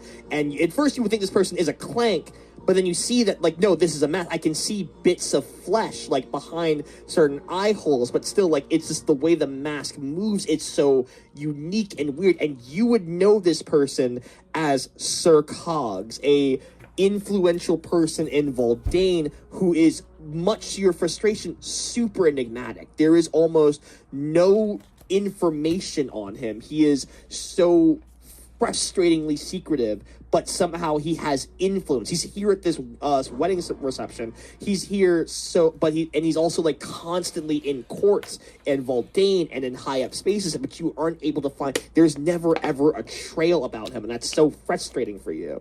So those are the two big people that stick out to you right now. Is Sir Cog a clank, or are they just? Sir Cog is not a clank. You can see flesh behind No, the mask. I'm asking because they're also confused. The clank seriously. No, I'm just trying to confirm for the people at home. Hey, Yes, don't no, point at me, Charles. I'm not a he's clank.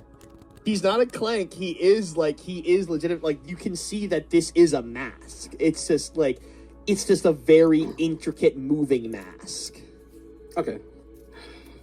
And in that case, as soon as Nobuyuki sees Cog, they just sigh, take a deep breath, and prepare themselves as they approach to try and see if they themselves can pry something out of or glean something from Sir Cog as they approach them. Sir Cog, it's a pleasure to see you. I didn't think I would be seeing you all the way from Voldine here. I thought I was only representative. Sorry, I just saw Ku Klux Klan. I'm sorry. Clank Cog's face is crazy vibe. Clank face. Clank cultural pre. The face Clank, turns to you. please. Sorry, this chat is crazy. Chat's crazy. Chat's going crazy right now.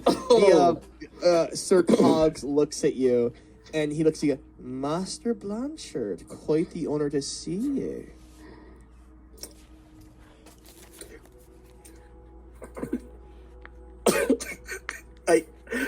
It's like between the all the allegations right now, it's kind of using the term match is kind of wild. Like, oh, you're kind of making them look real bad.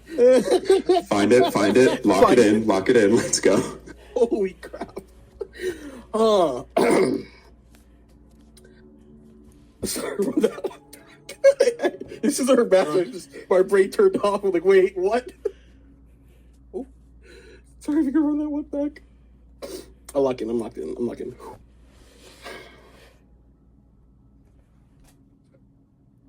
ready. Please. Okay. Just... He said, Master Blanchard, it's such an honor to see you. The pleasure is mine, Sir Clank. Sir Cog. Okay, so here's what we're gonna do, Nobuyuki. You're going to just straight up roll your duality dice. If your fear is higher, you said Sir Clank. If your hope is higher, you didn't. Just a no straight roll? stat, just straight roll. If your fear is higher, you said that shit. Oh god. Also, this is Aleph observing this? Please be on my side dice, please. Yes, Aleph is observing this. 18 with hope. Yes. Okay, you didn't say Sir Clank. Thank God. Aleph senses that was in Nobu's head and just like makes note, like. How far is Aleph away from here? How far is everyone in this party in proximity to hear that almost? It was like Cog. Just kind of hear him kind of catch himself in the minute before he said it. I would say about like close, maybe just bordering on far, because it's melee. It's melee, very close, then far, then very far. Then I'm gonna need everyone who could hear any of the players who could hear that roll for something, because I don't want. I don't think it's fair that. Are you trying to modify memory, everyone, or something? Yes. Well, I already rolled. That's how I was. I didn't say, but they. No, but if he thinks it was in my head, and Nobu said that's. We know you. You say, would say it. You don't know me. I will say it was mainly as a joke. Only Rayleigh knows me. Sir, I will say, like, you do recognize each other from the nightmare, but you. That's why I need to know what these people heard. Sir Cog looks at you and like kind of like waits, like. Is there something I can help you with? Oh, sorry. I was making my way to greet, coming over to greet you and see if get your insight on how do you feel about this wedding, the state of Voldine. Like, if Josephine gets any stronger, that's It is a joyous occasion that two souls could find love after such horrifying events. I mean, the revolution was horrifying for everyone.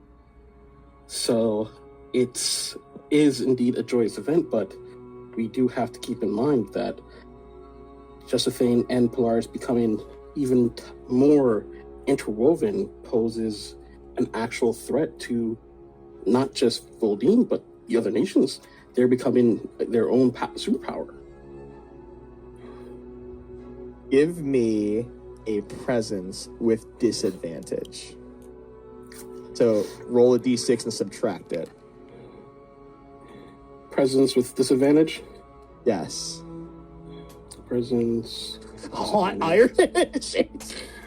That was my note. But my beauty filter. Critical success. All fours. Critical success, all fours. So go ahead and Plus clear one with my stress. presence.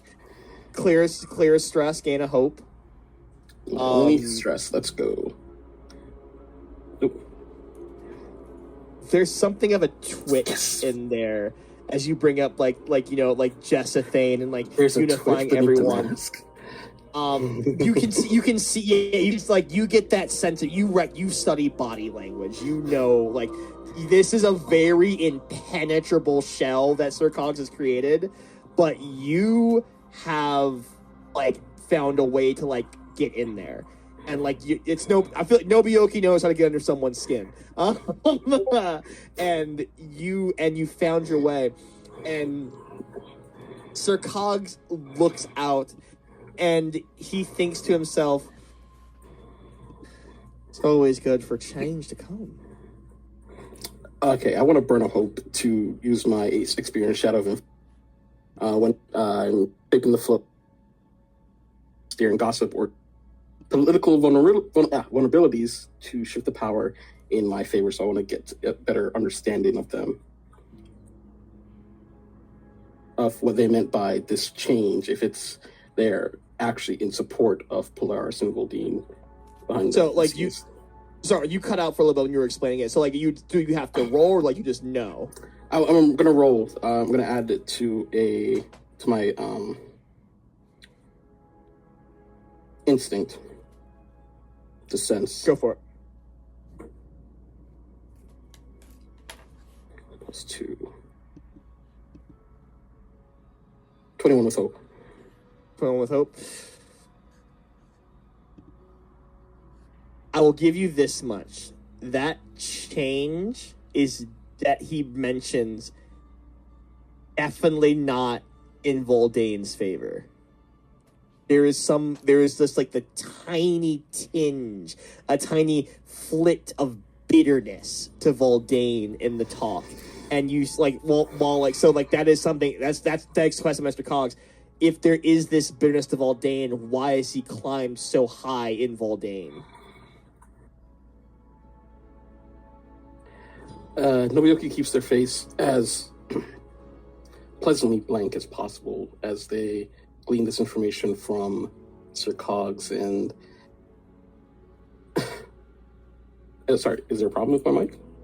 I think it's just happening while you were talking, but it's fine. I think it's like back away from it a little bit. Okay. Is it any better? I think I'm hearing something like in the background. It's fine. Like I don't hear anything. But like you should. Yeah, there's just like breathing, I think, when you're not talking. Okay, I'm mute. In that case, yes.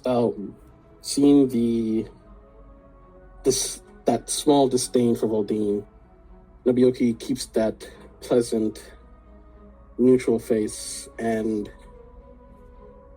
smiles and says, "Well, yes, a shift in power is very good.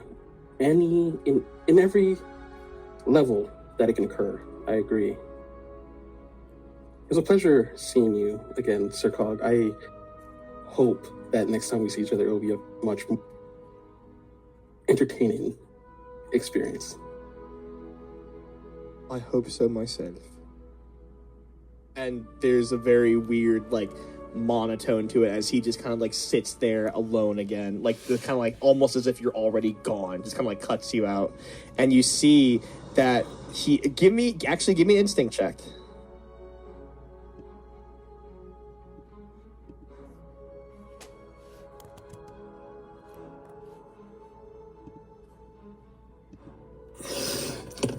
That is a 17. With fear, I will take that. I am almost on my cap, guys. As you see that he's staring at something or someone, and you follow it, I want to ask Baylor, please describe to me what you look like here at the wedding. I know how to dress up. Instead of dirty blue rags, I find some like tarp outside that's white. I'm wearing white to someone else's wedding. Baylor doesn't know better. And it's like kind of dingy, so it's more beige than white. But I still do keep my like golden prayer beads and jewelry. That does transfer. Yes, the dogs are still out. I don't wear shoes. I have stumps for feet.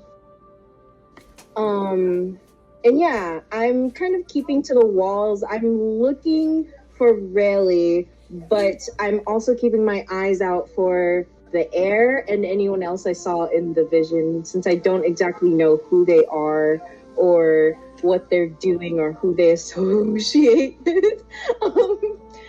But yeah, I'm mostly looking for Rayleigh and the heir, and then if everyone else comes like second. I will say, you feel that feeling of being watched. Give me an instinct roll, see if you can try to locate Rayleigh.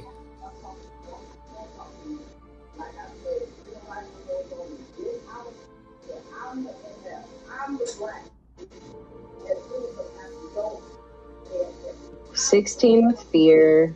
16, and I am at my fear cap, guys, with fully 12 fear. I am now at my maximum of fear with that one. Thank you so much for It's that. only up from here, guys. Combat's gonna be so fun. You can't get any more until you. I can't get any more. That is something I can't get any more, but I do So you have. can't but hold like, over any more that we may get. You just okay. That's fine. And That's after whatever. this session, we're gonna have a talk. Yeah. Who, Mr. I burnt 3 hope? So as we get through it, you do see Rayleigh.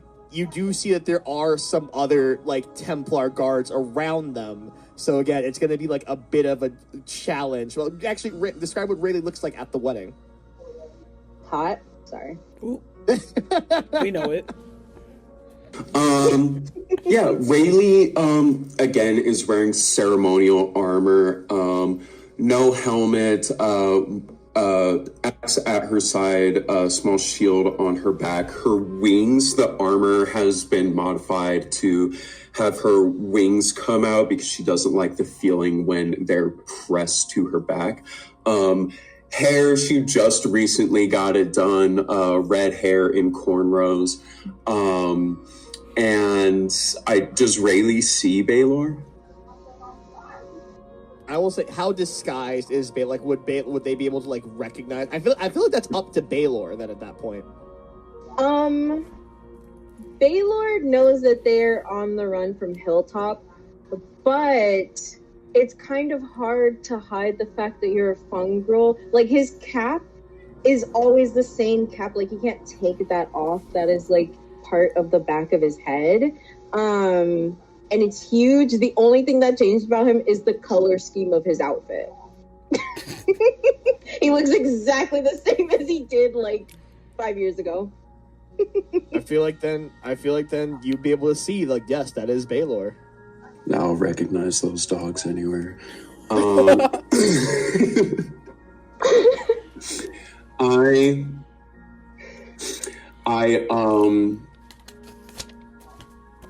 turn to my soldiers and I order them, spread.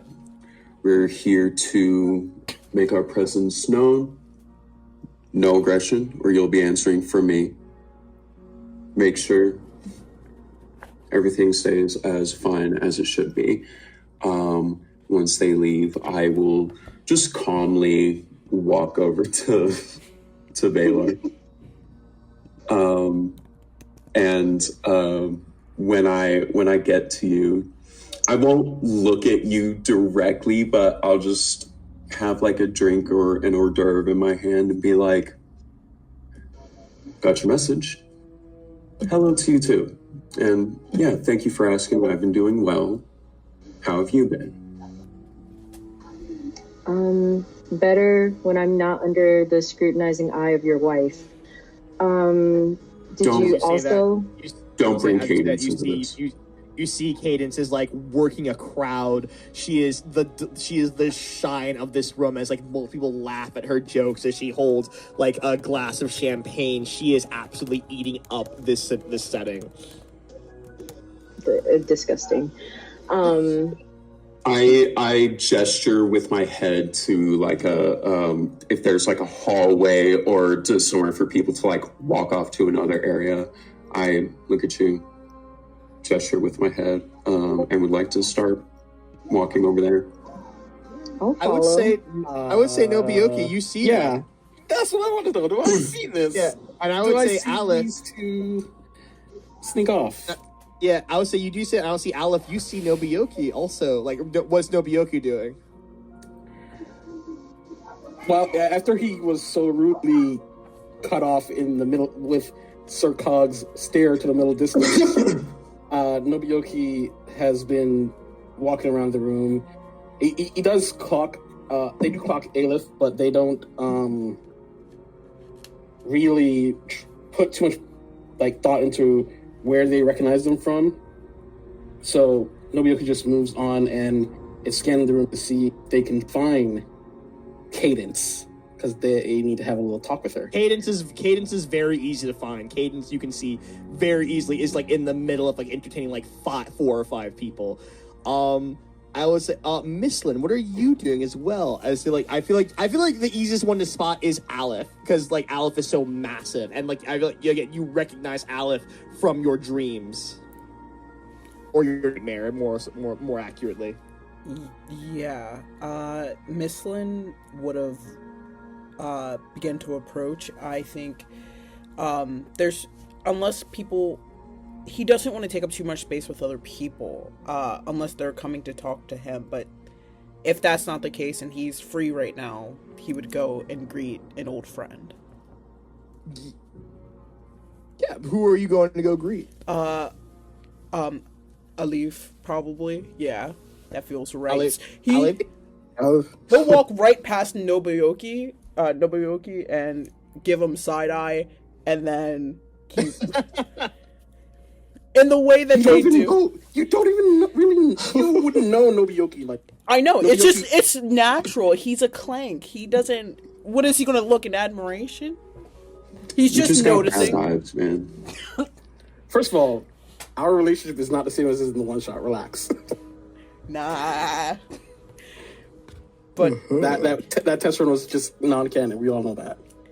It all begins to click apart. First, we're going to go. So Nobioki approaches Cadence, Misslin approaches Aleph, and then Baylor and Riley head into like a side hallway. We're gonna start with Baylor and Riley as you guys head into the side hallway. What happens there?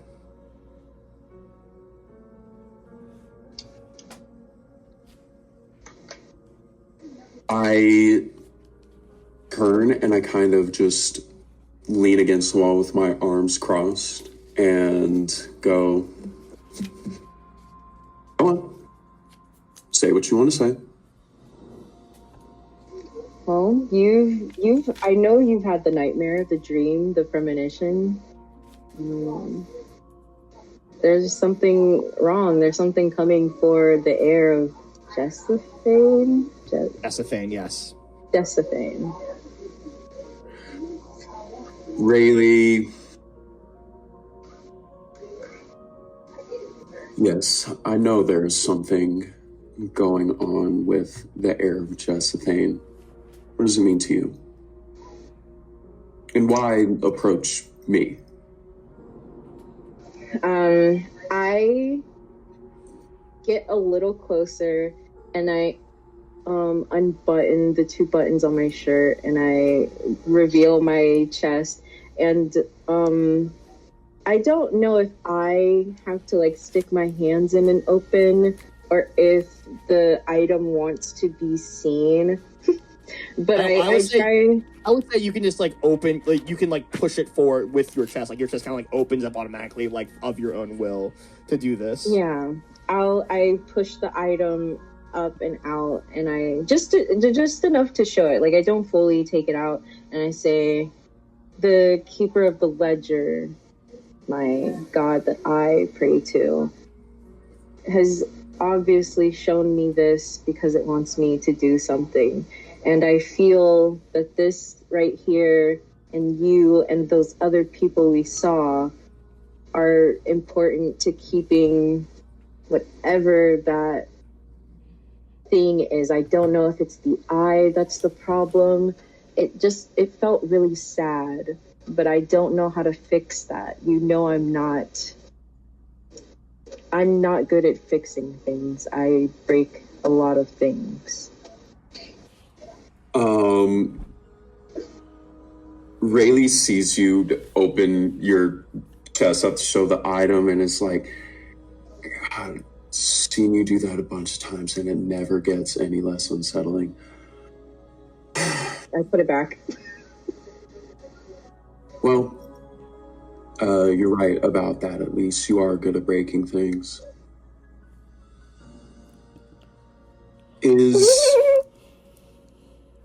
I think... Look, I saw a man earlier talking about,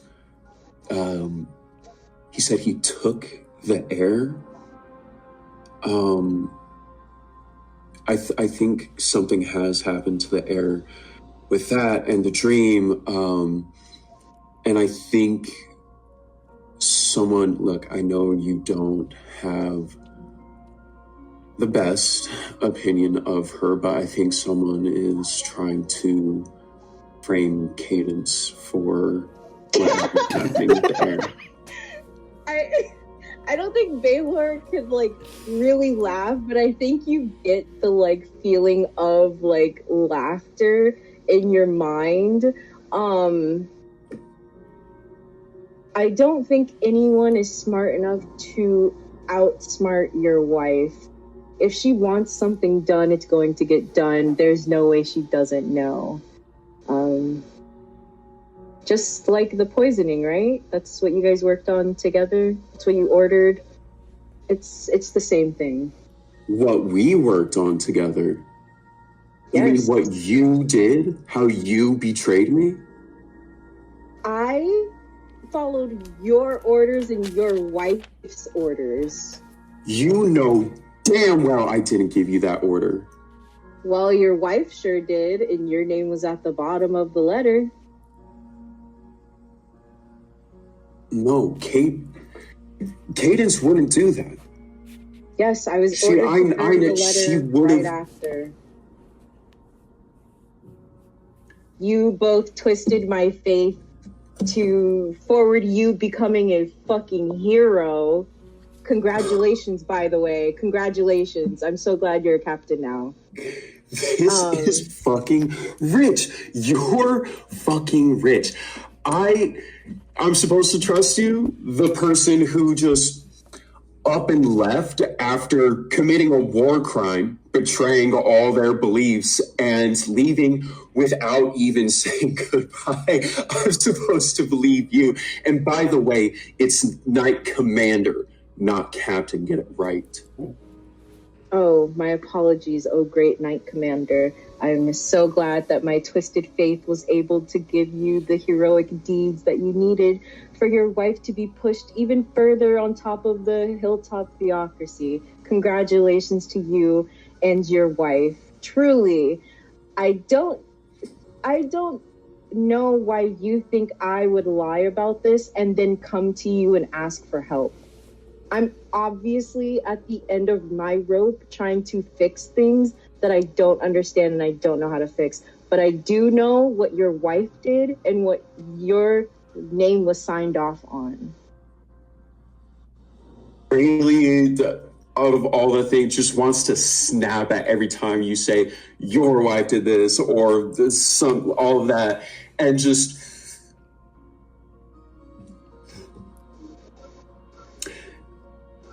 Is that all you came to talk to me about? Was what was going on with the heir? Yes. And to accuse my wife of this? That's it? I didn't come to accuse your wife. I came to get help. If the context that your wife probably has something to do with it, that is not my thing. I'm here to inform and fix. That's it.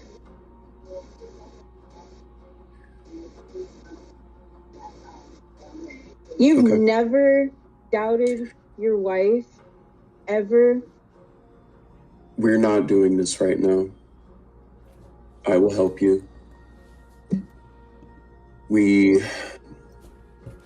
I do want to look into this more, and if something has happened to the heir, I will help you, because despite everything, I trust you for some reason. Let's return to the party and see what we can find. And I start to turn away and just turn back, and I'm like, how are you? Would have been nice coming from an old friend. And I walk into the party without waiting for an answer. Yeah. We then go over to Nobuyoki, who approaches Cadence, who is like, and of course, it's been lovely at Hilltop this time of year. And she sees you, Nobuyoki, it's been such a long time. How have you been? Cadence, how have you been, my dear? Isn't a wedding a spectacular thing, an amazing thing to attend, right? Could have do without the more licentious behavior, but and heretical behavior. But what can you expect of the Armada and Polaris? Well, I mean, the gods created them as they are. There's that. But You and I it's know. actually You and I do- know. As she says, you and I know there's influences much powerful than gods sometimes. Oop, shouldn't have said that. Champagne. Yes, I think we should take this conversation elsewhere. You say something that may look really badly on the theocracy's noble ruling class. give me a presence check to try to get her away from the crowd.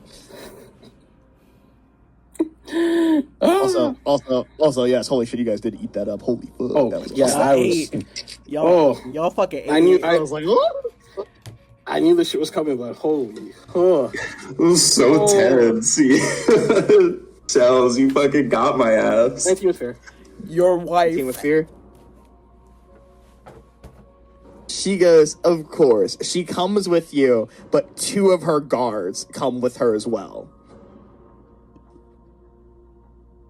Because, Okay. What would you like to talk about? What would you like to talk about, dear? Oh, I've heard such an interesting rumor lately, my dear. Something to do with some deliveries that didn't go as planned, and the carriers being no longer with us. Would you happen to know anything about that? He instantly has a tell. She has a. You've known her. You've dealt with her. You are very much connected with her. She instantly has a tell. She very much knows something about this, and she goes, "I talk business at a celebration, matrimony. Is there really point to talk about this?" Yes, considering how much Omi, I mean, committing a war crime, even with my go-ahead, is still bad. I view it more as enacting divine will. Yes, with poison, that's definitely godly. But, as I said, Candace, you made the mistake of disposing of those people because they belong to me. They're my people. She looks at. She goes, Now- dispose. She's like, dispose. What they talking about?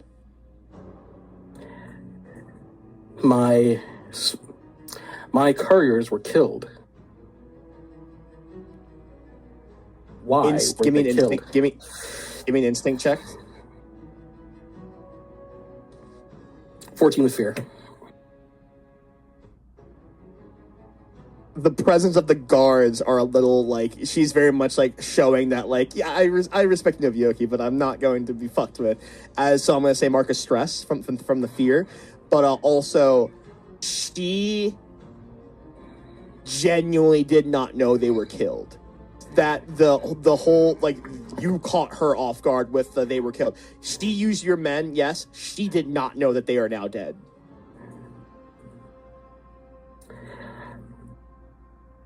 With that little gleam of insight, Nobuyuki cuts out a very rueful. Of course. Thank you, Katniss. You have been as little help as always. You're dismissed. He looks you up and give me a presence check. Give me a presence intimidation check. Presence? Yes. A 6 with hope.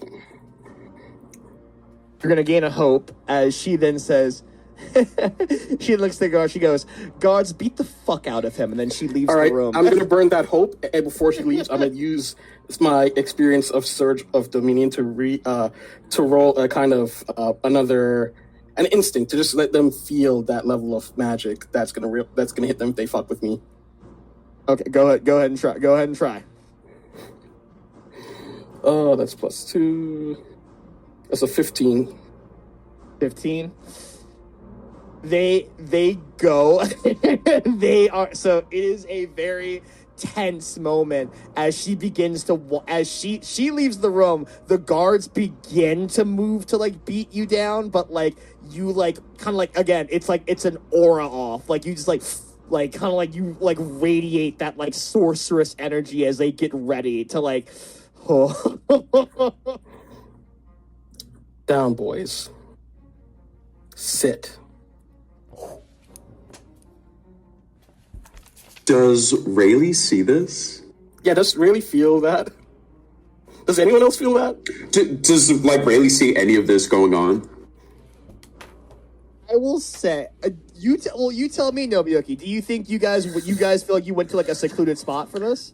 I feel like we went like maybe not directly like away from where Rayleigh and Baylor were, but more like perpendicular to like just like close enough that they would be able to maybe hear actual yelling, but Nobuyuki doesn't have to yell or do anything like that. So yeah, I say what you. But they would feel is that.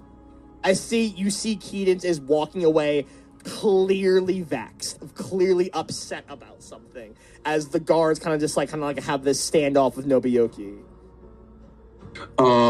Rayleigh is going to make a beeline over there, immediately position herself, shield out, axe still away, and position herself in between the parties, kind of like a hand out like towards Baylor and turning to her guards and saying, "Enough!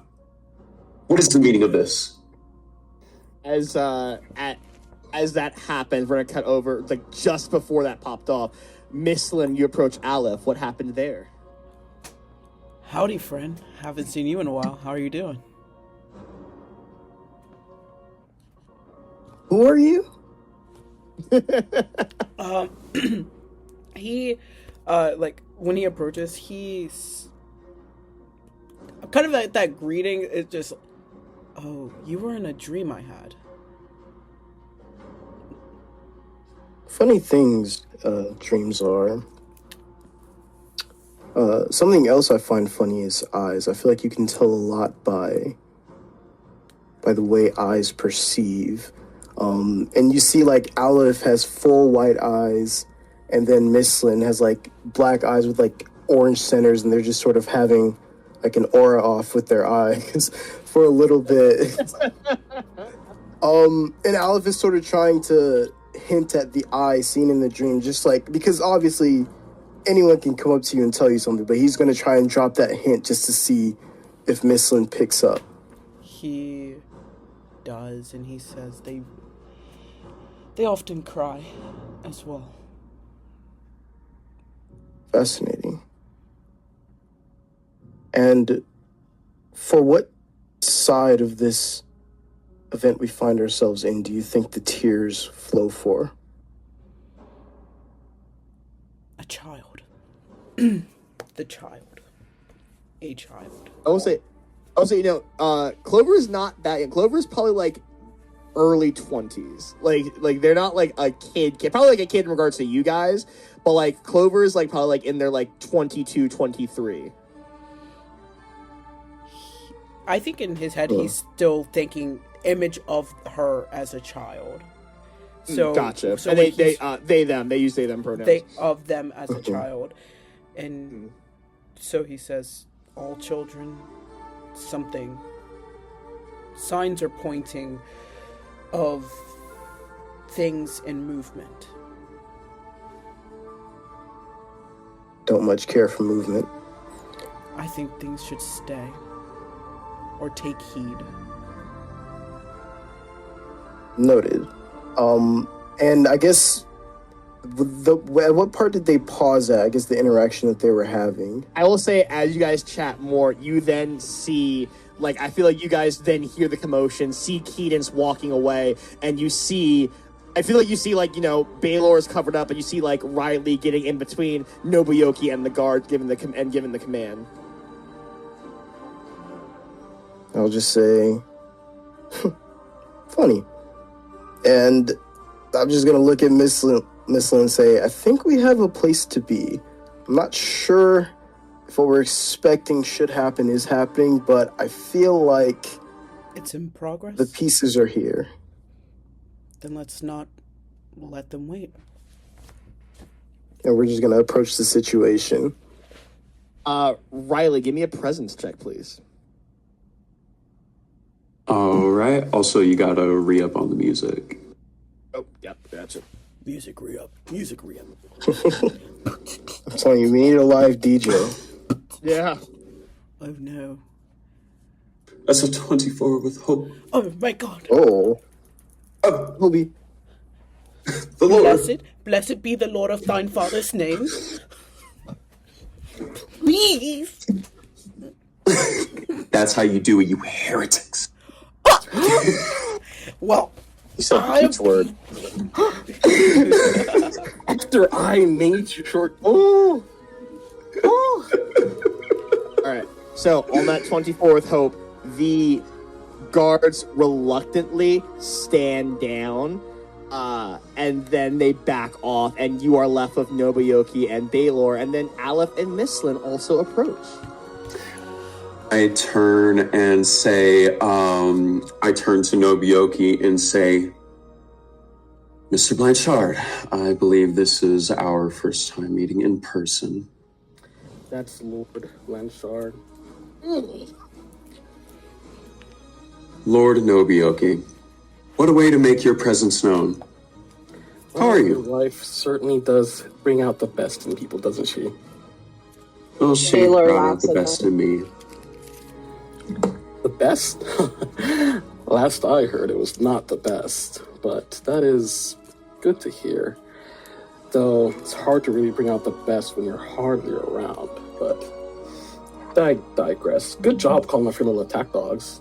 You should go check on your wife, though. I mean, she does bring out the best in you, correct? Would you like to explain what all of that was? I doubt my attack dogs were the cause. You're right. It was the master who whistled. So why don't you ask what was that about? Was it the master who whistled, or was it someone with a particularly sharp tongue? Well, I don't know much about your what. That's up to you to discern that. I turn to Aleph and Miss Lynn and go, hi. Oh no, continue. Continue to make A scene.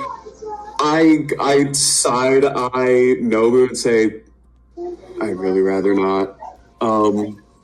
My name is Rayleigh. Rayleigh ignores that and goes, my name is Rayleigh. I'm Knight Commander Tulir from Hilltop. Your names? Miss Lynn Walk, Arcane Ambassador. The interesting experiment that I've heard about. It's a pleasure to meet you. Calling someone an experiment. But the next first day time you meet fix is your crazy. tongue to address me properly. I'm not an experiment. Well, I mean, you are successful, I guess, in your patient. My name's Aleph. You're still, Aleph. the first one.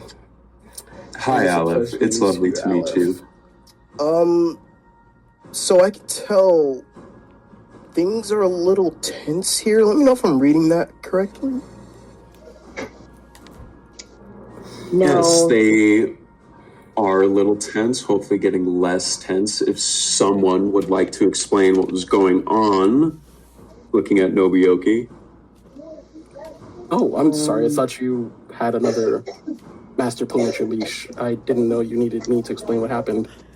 Well, I guess if she isn't around to tell you much, you wouldn't know. But basically, your wife employed some of my people, and of course, somehow miraculously got them killed, but didn't even realize it. That seems to be a pattern, don't you think, Rayleigh? And Baylor comes from like the background. And Baylor like spreads their spores out to the new people that they haven't really met. They probably sent messages with Nobuyoki, but they haven't met them in person, so their spores spread into them and their lungs as well. And you can hear Baylor in your mind now. That's unpleasant, but it is a pleasure to see the legendary Baylor. Oh, you've been around for a while, almost as long as Voldine. Very fascinating. I try my best to stay alive. Right, Unc? Good. You've done some great work during the... I really enjoyed that incident that led to our new Lord Commander over here. That was the Lord Commander and their wife, so all credit to them. I know. She wanted to get some insight on it, and I just said, well, if you think it's a good idea, go ahead. But I don't think your partner would agree. I mean, I've been following Rayleigh's family's career trajectory. I mean, coming from the Armada to Hilltop, that is quite a turnaround. But they made great progress. They really moved up.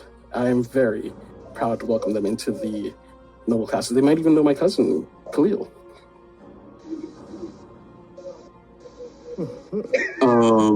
Do I know Khalil? Go and give me an instinct check. Baylor is real silent. They've never had someone agree with them. Instinct or knowledge, either one. I'll go with instinct. I rolled a 10 with fear. I'll let Nobuyoki decide how much information about Khalil is known then for Riley. For Rayleigh, they'll know. They'll have heard of Khalil's being a very much what Rayleigh ironically thought their wife was, a very for the people, devout follower of the gods, who, like, you would think he was just as down to earth as Baylor and Aleph. He's a model person, truly a believer. As this conversation kind of happens, there is kind of like a hush and a murmur within the crowd as this imposing figure, kind of like regally dressed, but also like has armor. Think like Ambessa Medarda, but a furbolg. You guys would recognize that this is Adamant Towers, Clover Towers' mother, and also the Primus, the revolutionary hero of Jessathane. She has finally made her appearance at the party, and it has caused a stir. People are surrounding her. There is an old, like, grizzled, like, Jessathane Galapa next to her, and she looks like this is a warrior turned politician. She very much does not want to be here, but here she is, and you see that she like does like the greetings, and she kind of like looks about, and then she kind of like looks over at like you guys as a group and sees that like there seems to be some kind of like altercation, but she moves forward as the Primus of Jessathane, the revolutionary hero, walks through. I feel like Aleph, you probably like recognized her as like you've seen her like there. She is something like you think back to like that fire of revolution that burned in your stomach when you fought.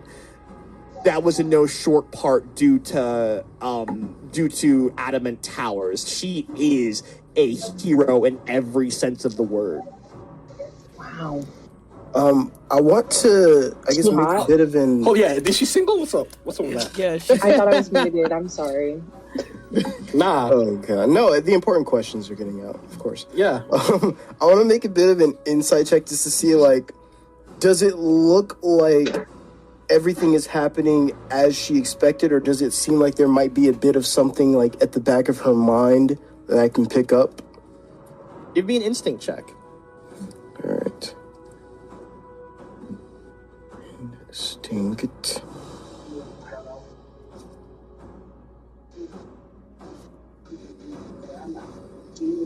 That is a 22 with hope.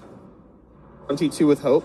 You recognize she looks like, again, it's the kind of like the drawl of this like, oh yeah, yes, hello, yes, yes, I understand, yes, hi, like, you know, like greeting this ambassador, greeting this, but then you see that there is a little bit of worry. She's like, like she's clearly looking for someone who is not here, and you see that the worry continuously increases.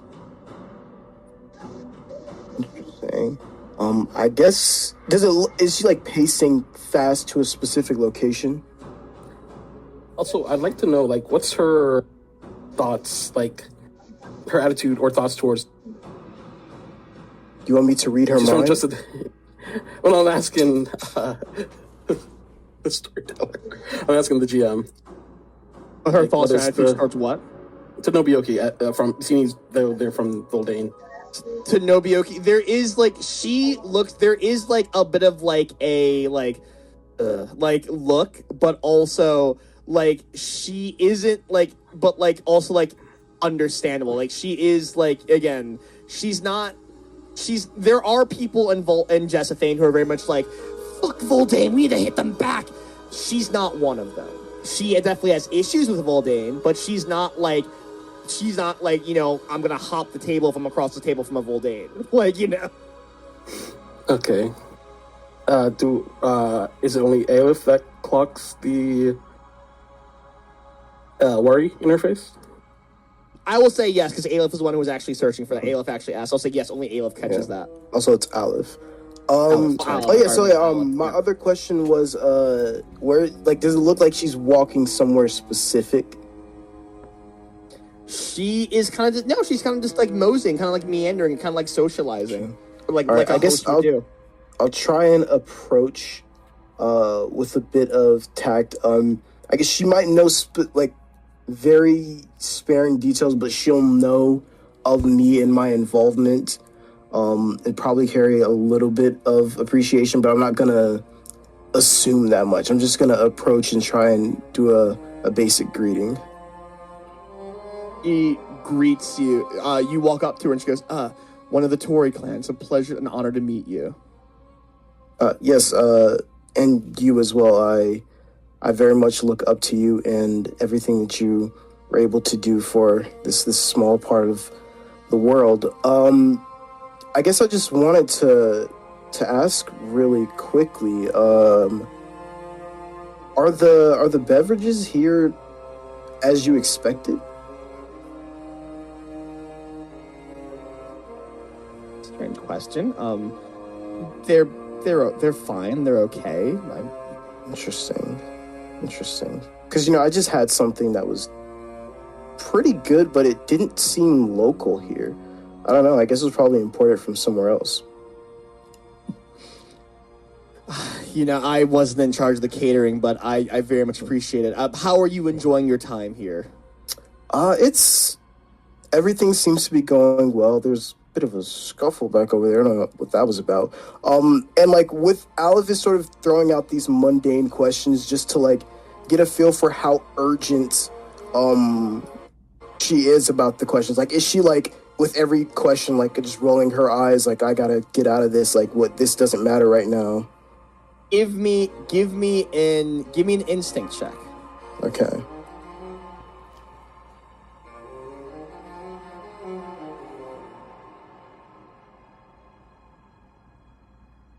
That one is a 7 with hope. 7 with hope. I will say you see a soldier who misses the battlefield. Think very like Bobby Baratheon, like from Game of Thrones, where it's like, I miss being on the field and now I am stuck behind a board desk. I am stuck behind filing. I am stuck being a politician when that's just not what I am. But I have to do this because no one else will, or even worse, someone worse will. Gotcha. All right. Well, I don't want to hold your attention for too long, but I did want to let you know that I am here on behalf of the Tory clan. If there is anything that you need, anything that you feel might be stirring around here, you just let me know. I appreciate that. I can't seem to locate my child. I'm sorry. My child, they are somewhere, and then she begins. Are you okay? What's happening? You see, she begins to cough. I can't. And then, like, she drops, and then a very familiar spore starts to sprout all over her skin, and she adamant towers. You've seen this poison work before. You've seen this happen before. And then you see Baylor, you feel it, you know exactly what's happening. You all have seen this happen before as Adamant Towers falls down.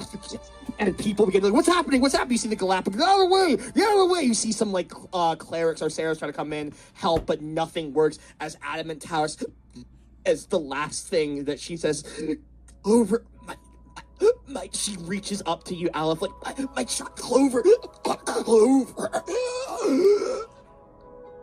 Spores take hold. She stops. As the Sunderbloom has officially taken Adamant Towers into the eternity of forever. There is screams, there is panic, as the Primus of Jessathane was just killed the night before their child was meant to be married. And that is where we will leave it off. And for next session, as Chels has to go run a game. You can't kill Mama Medarda! I knew I shouldn't have trusted you, you fungus athlete's foot ass bitch. Chels, man, Chels, you make me look bad. I feel for you. You're making me look Yo, bad. that is so fucking crazy! That is How the turns have tabled. Wow. Yo, Man. chill out. We all know you're. I think, I think Listen, Baylor's gonna increase listen, her doing some stuff She's to you so guys. hot. Wow. This brings another. You definition killed a to Never hottie? Meet Your Heroes. Like I'm Yeah. looking at this veteran who I look up to, and she just dies like that In front of God. you. Yeah. I was like, damn, man. No one might have to try to climb that mountain. That's crazy. I need you to get out of here. Thank you all Oh my so God. much for our first actual play. You guys were absolutely incredible. I hope I made a story that was engrossing to watch. I want more. Give us more. More. Hurry, please! thank you for the audience in the chat. We definitely will have to schedule this. I think probably after the holidays we'll continue part 2. But yes, no, it is. I am so invested. Welcome to the world of the 5 burning banners. Adamant Towers is down. The heir of Justine is missing. And the nations are making their move. I think my favorite character to play so far was Cadence. Cadence was very fun. And Yes. I think, like, I'm just like, what would she do to, like, that, like, level of disrespect? Like, oh, she's like, guards, beat the fuck out of him. Very Cersei Lannister. That was, gonna be honest, I don't like her. Me, Violet doesn't like her, but I was like, pop off, bitch. The fuck, guards beat his ass. As she should. And say, are they them? You're misgendering them. You've been doing this Yes, whole no. night, Violet. It's pissing me All off. of you have brought your characters lovingly to life. There's something about Alice's, like, fucking bow tie I love.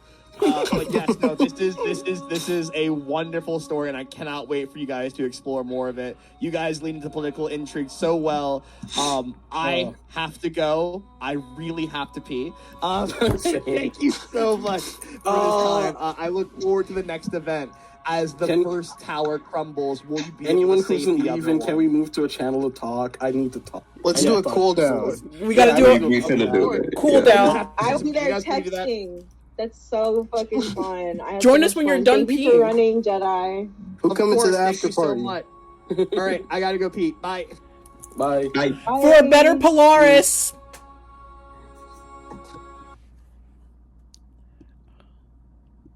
Oh my god, that was so fucking cool.